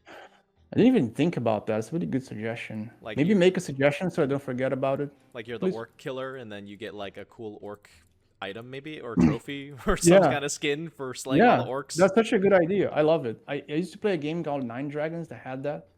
When you killed a shit ton of monsters, you would get a random achievement, and you would show in your character name. I like that. That'd be awesome. Yeah, titles, right? Any ideas for titles or achievement system like that? Yeah. That'd be awesome. Like you highlight with your name, you just see the what's it called? Yeah. Okay. Like you see Anugi, he's an orc slayer. That'd be he's so part sick. of family guilds and so on and so forth. That'd be so sick. Yeah, it's a good suggestion. Okay.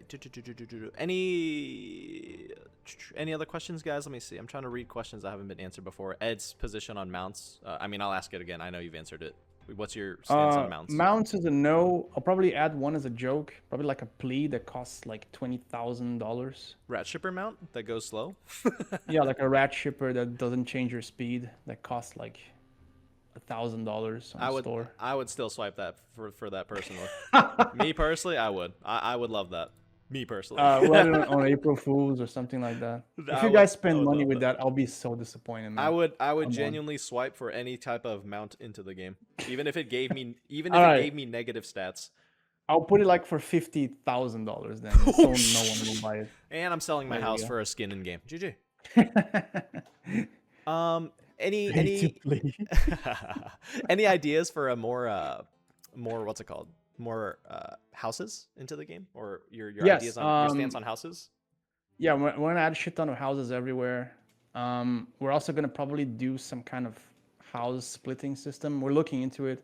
I think Bruno wants to do it. I'm not entirely sure. He asked me if we should do it, and I said nah. And now I kind of changed my mind because I feel like there needs to be some system that allows you to like close a room inside of a house, so that we can have like more shared houses, and maybe also restrict a little bit more houses. I think tests are not a good unit of measurement for houses because everything's free in the store. I think in the launch it's going to be way harder to be able to maintain and sustain a house, especially because of the inflation that happened in the first days. Like houses are very expensive. I see. And it also requires a voucher, I think every month, right? So it's like $1 every month. Or you have to purchase with gold. Yeah. So you have to maintain premium and so on and so forth. And so it's like we're gonna add more. We're gonna add a shit ton of houses, and also it's not a good unit of measurement right now. Right. Especially with the inflation. Another question I thought of for me, will we get more furniture? I'd like to put like a bed in the house that like I'm gonna add a bunch of furniture. Sleep in. I'm gonna add a stand where your item like locks into rotation, so you can do a little set with the items you want. I'm gonna add a bunch of like different stuff. I'm gonna add housemaids as well. I have an idea to add like a house NPCs. Like a quest item that gives you a housemaid. I'm not gonna spoil too much. I wanted to add the cats as well, so you can put in your houses. And just a bunch of house decorations. We didn't work on this because it just wasn't a priority, but it's so easy to do. For sure. I'm gonna add it soon. And also allow it to sit in the chairs. I don't know why you can't. I'll fix that later. You just stand. You can't even interact. You can't even stand on them. It's so fucking glitched. I'll fix it later. Okay, a few more questions, guys. I'm gonna let Ed go. Oh, any ideas for like daily repeatable quests? You know, I know that's like a redundant MMO thing, but any ideas for that? Yes. I have a few repeatable quests that are going to be available on the game, and their reward is, drumroll, faith. Whoa! You can actually do repeatable quests to gain faith, and it's not gonna be easy, but it will be in the game. We already made the system. I thought you were gonna say tin ingot. Tin ingot, let's go. Any priority queue skipping with premium, or just premium servers? Probably not, because the reason is because Bruno's system would require us to rewrite it, and we don't want to do that. Like if we have to, we'll do it, but probably not. I think the premium servers just kind of do that already. And I think it would also be very unfair with the regular players as well, because imagine this, okay, just fictional scenario. It's like, imagine when we launch Apogea, and there's like one server that's free, and there's like what, 5,000 people trying to get into that server, and then all of the premium people just pass in front of them, like 1,000 flat premium people just get in front of them. It's like they can't get into the game, you know? Yeah. So you would have to have some system that's like, oh, you can only have a maximum of 500 premium, and then it's like the premium people will complain about. So it's just like, it's better if we just separate into two, and then one is the premium, one is the free. Yeah. There you go. And then it kind of fixes all the issues, and also allows people to just pay to get access to the game, especially on launch. Launch is going to be the worst day for sure. And then a week later, everything will be fine, and you can enter the game. It's whatever. Right. Segregation. Yeah, segregation. There's another question I thought was really good. Any more questions, guys? I think we're towards the end. Oh, any more teasers to potential more spells that you're going to add to the game? I haven't really thought about spells too much. I thought a lot about traits and items that I want to add, but spells, it's like I feel like someone told me like, "Oh, I want more basic earth spells." I'm like I want to add more spells Ice to give spells, perhaps? variety. Yeah, to I give like like ice. variety, but at the same time I have to be careful because I don't want to make your interface look like um one of those gambling websites, right? It needs to be a little clean. And if there's too many spells that you can actually use, then that's a problem. But then it kind of ties with the trait, right? Yeah. Because if we say something like this, look, there's a bunch of earth spells now, or ice spells, or whatever. But what the fuck? They cost like 5 times more, and I Mm. can't use them. But there's a little trait that like conveniently reduces the cost of ice spells. Mm. And you go, oh, and then you can finally put the ice spells there. But the fire spells are way more expensive now. So you get rid of the fire spells in your spell bar, and so on and so forth, right? Mm. Because the problem that we have is that mages can just use way too many spells still. Mm. Like runes don't have negative effects, which is something that I might change, by the way. Yeah, that leads to another good question. What's your current stance on the rune system? Are you happy with it? What do you would like to change with it? I'm not happy. I'm not happy with the runes. I think they kind of worked like I thought they would, and I wasn't happy when I finished the system, and I was like, aren't everyone just gonna shove runes everywhere Hmm. and kind of not worried about it? Yeah, Maybe an that's what enchanting happened. Like profession that every you could have? single yeah, every single equip has a rune, and that's Right. it. And You, no thought, zero thoughts. I yeah. don't like that. It, Maybe I'll buff the runes a little bit and then add the negative effect. yeah, Like yeah. Like it could roll negative or roll positive. That'd be kind of funny. It yeah. could be -5 base damage all the way up to And this +5. is just yeah, this is just fixable through numbers, Hmm. right? A lot of things in Apogea are fixable through pain, and that's how I intend to fix a lot of them. It's like, oh, this thing is like not as useful as this one. Mm. What if this one hurts? Mm. And then there you go, right? Like fixed. Right. Any intentions for like a PvP exclusive server or hardcore server where you die per one life? Yes, we programmed both. They're both programmed already. They're a toggle away. The problem is demand. We need the demand. Right. We need some demand. Oh wow. The hardcore server is actually like functional, and when you die, your character gets deleted. Damn. And I think that that's so cool. I kind of want to play that. Yeah. Yep. I I kind of would want play to play. that. It just sounds insane. I would play Right? that. -7 months of my life. It sounds crazy. But it's like it's not gonna work, right? We just know it's not gonna work. It would be very It's niche, gonna extra be niche, but I would play it. yeah, it's not gonna work. But it just sounds so fun. Yeah, for sure. Either Man. way, it's there, but we need demand. We need people to be like Mhm. to rally up to like make us make a PvP server or a hardcore server because otherwise, I think it's just diluting the population and like alienating a little bit too. So Yeah, for we sure. need to be careful with that. That's all I have to say. Okay, I think I've asked you a lot of. I think I've gone over the 10-minute mark that I was telling you. So, guys, again, thank you, Ed, so much for the opportunity, man. I feel really grateful and blessed to even have this platform to even talk about this game that I love. I'm just happy being in the background, playing this video game because this game is so awesome, man. I have so much passion with this game. I've told so many people about it. I speak so highly of it because I think so highly of it and the development team as well. Guys, Ed in the chat box, please, guys. If you guys have enjoyed the interview, you know, if I could ask anything, if I could use my streamer privilege for this one thing, it's this. Type !Patreon in Ed's chat at Ed Faraj and go support this development team.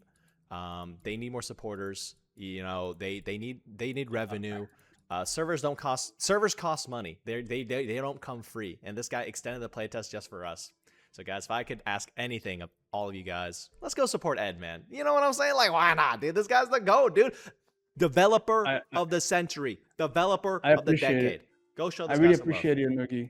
But I have to like compliment to that because I only want you guys to support Patreon if you actually want to support the game. Okay, it helps us a lot, but it's not uh, it's not something that we're doing to reward you guys in a like a physical, like literal way.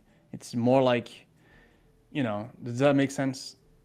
It doesn't make sense to me. Guys, go to his Patreon. Go subscribe now. I don't give a dude. I don't care. I All right, don't man. even need to hear what he just said. I need you guys to go support my brother All Ed right, bro. now in the team at Trinitas.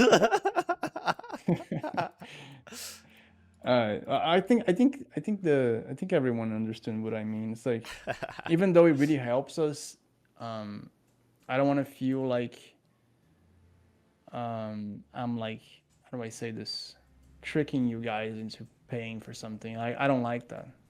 I made the game because of this, right? Because I'm pissed about monetization systems in video games, Wow. and how it's like everything's about monetization, and I'm kind of tired of it. Yeah. I kind of want to make decisions based on gameplay rather than whether or not something makes money, right? Absolutely.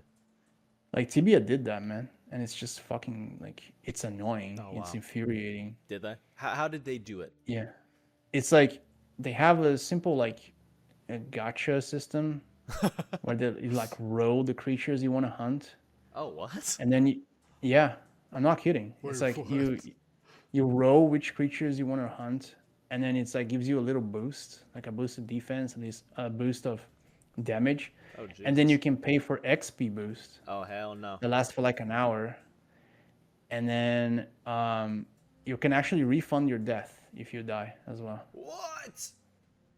Yeah, That's crazy. and that's like the tip of the iceberg, by the way. Wow. It's like there's way worse stuff. You can like buy a character straight up if you feel like it Jesus. from their website. Okay. Jesus. Like straight from the. Jesus. Yeah. Well, thank you, Ed, for being such a humble developer. Being so in tune with what you want. If there's anything I could ask of you, again, with my platform, this opportunity, it's to just, again, always trust in yourself, brother. There's so much noise out there, especially in the Discord, man. Don't listen to most of it, because most of it is just disgruntled gamers. The people who enjoy your game the most are too busy playing it, just like myself. Right, I literally have like 20 messages in the Discord because I'm too busy enjoying it to type all day long, paragraphs on paragraphs. Right, so Ed, trust in yourself, brother. This game, I can't wait to see what you cook up. If anything I could ask is just more content, right? More items, more dungeons, more areas, starter zones for the people so they don't have to contest. And yeah, man, that's it. I really appreciate it, Anugi. It may not seem like it, but this makes me feel way better than the W's in the chat. It really does. Like, because the way I see it is sometimes that like I just ask myself if I'm delusional. It's like, am I delusional? Am I just making this because I'm like ego tripping? And when you guys validate it and you go, no, this is what I want too, it's like, it makes me feel a lot better. Right. It really does. Yeah, man. I appreciate it, man.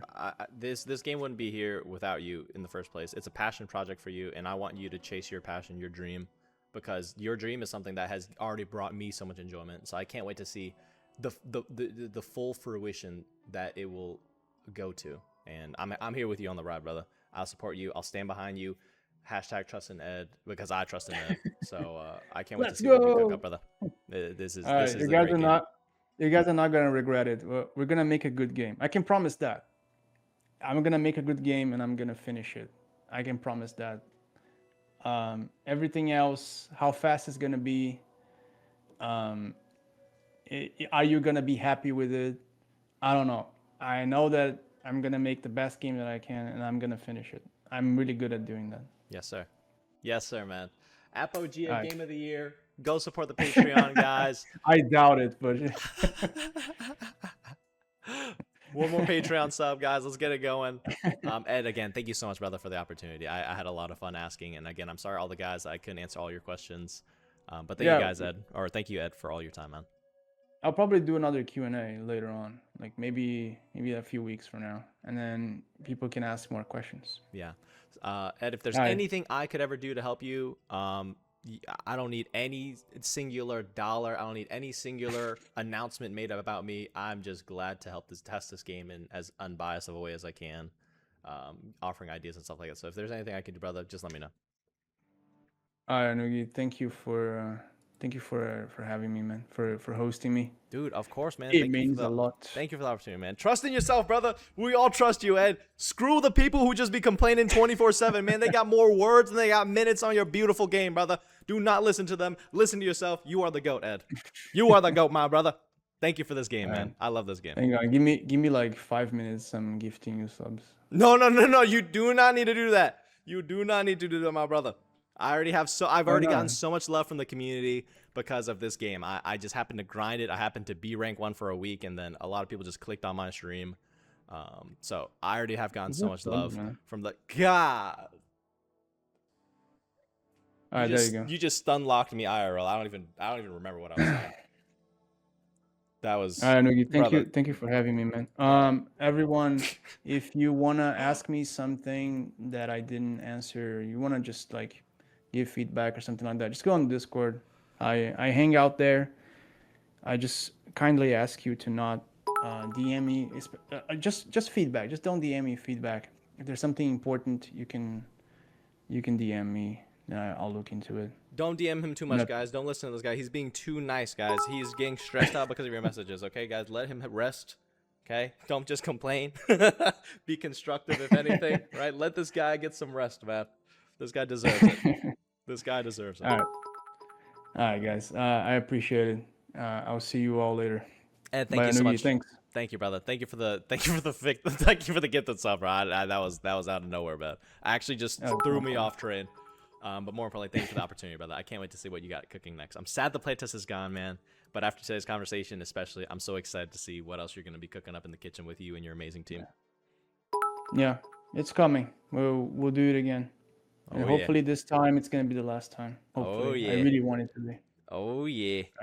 All right, brother. I'll see you in the Discord. All right. See you, Nogi. Bye. Later. Cinema. What a goat, man.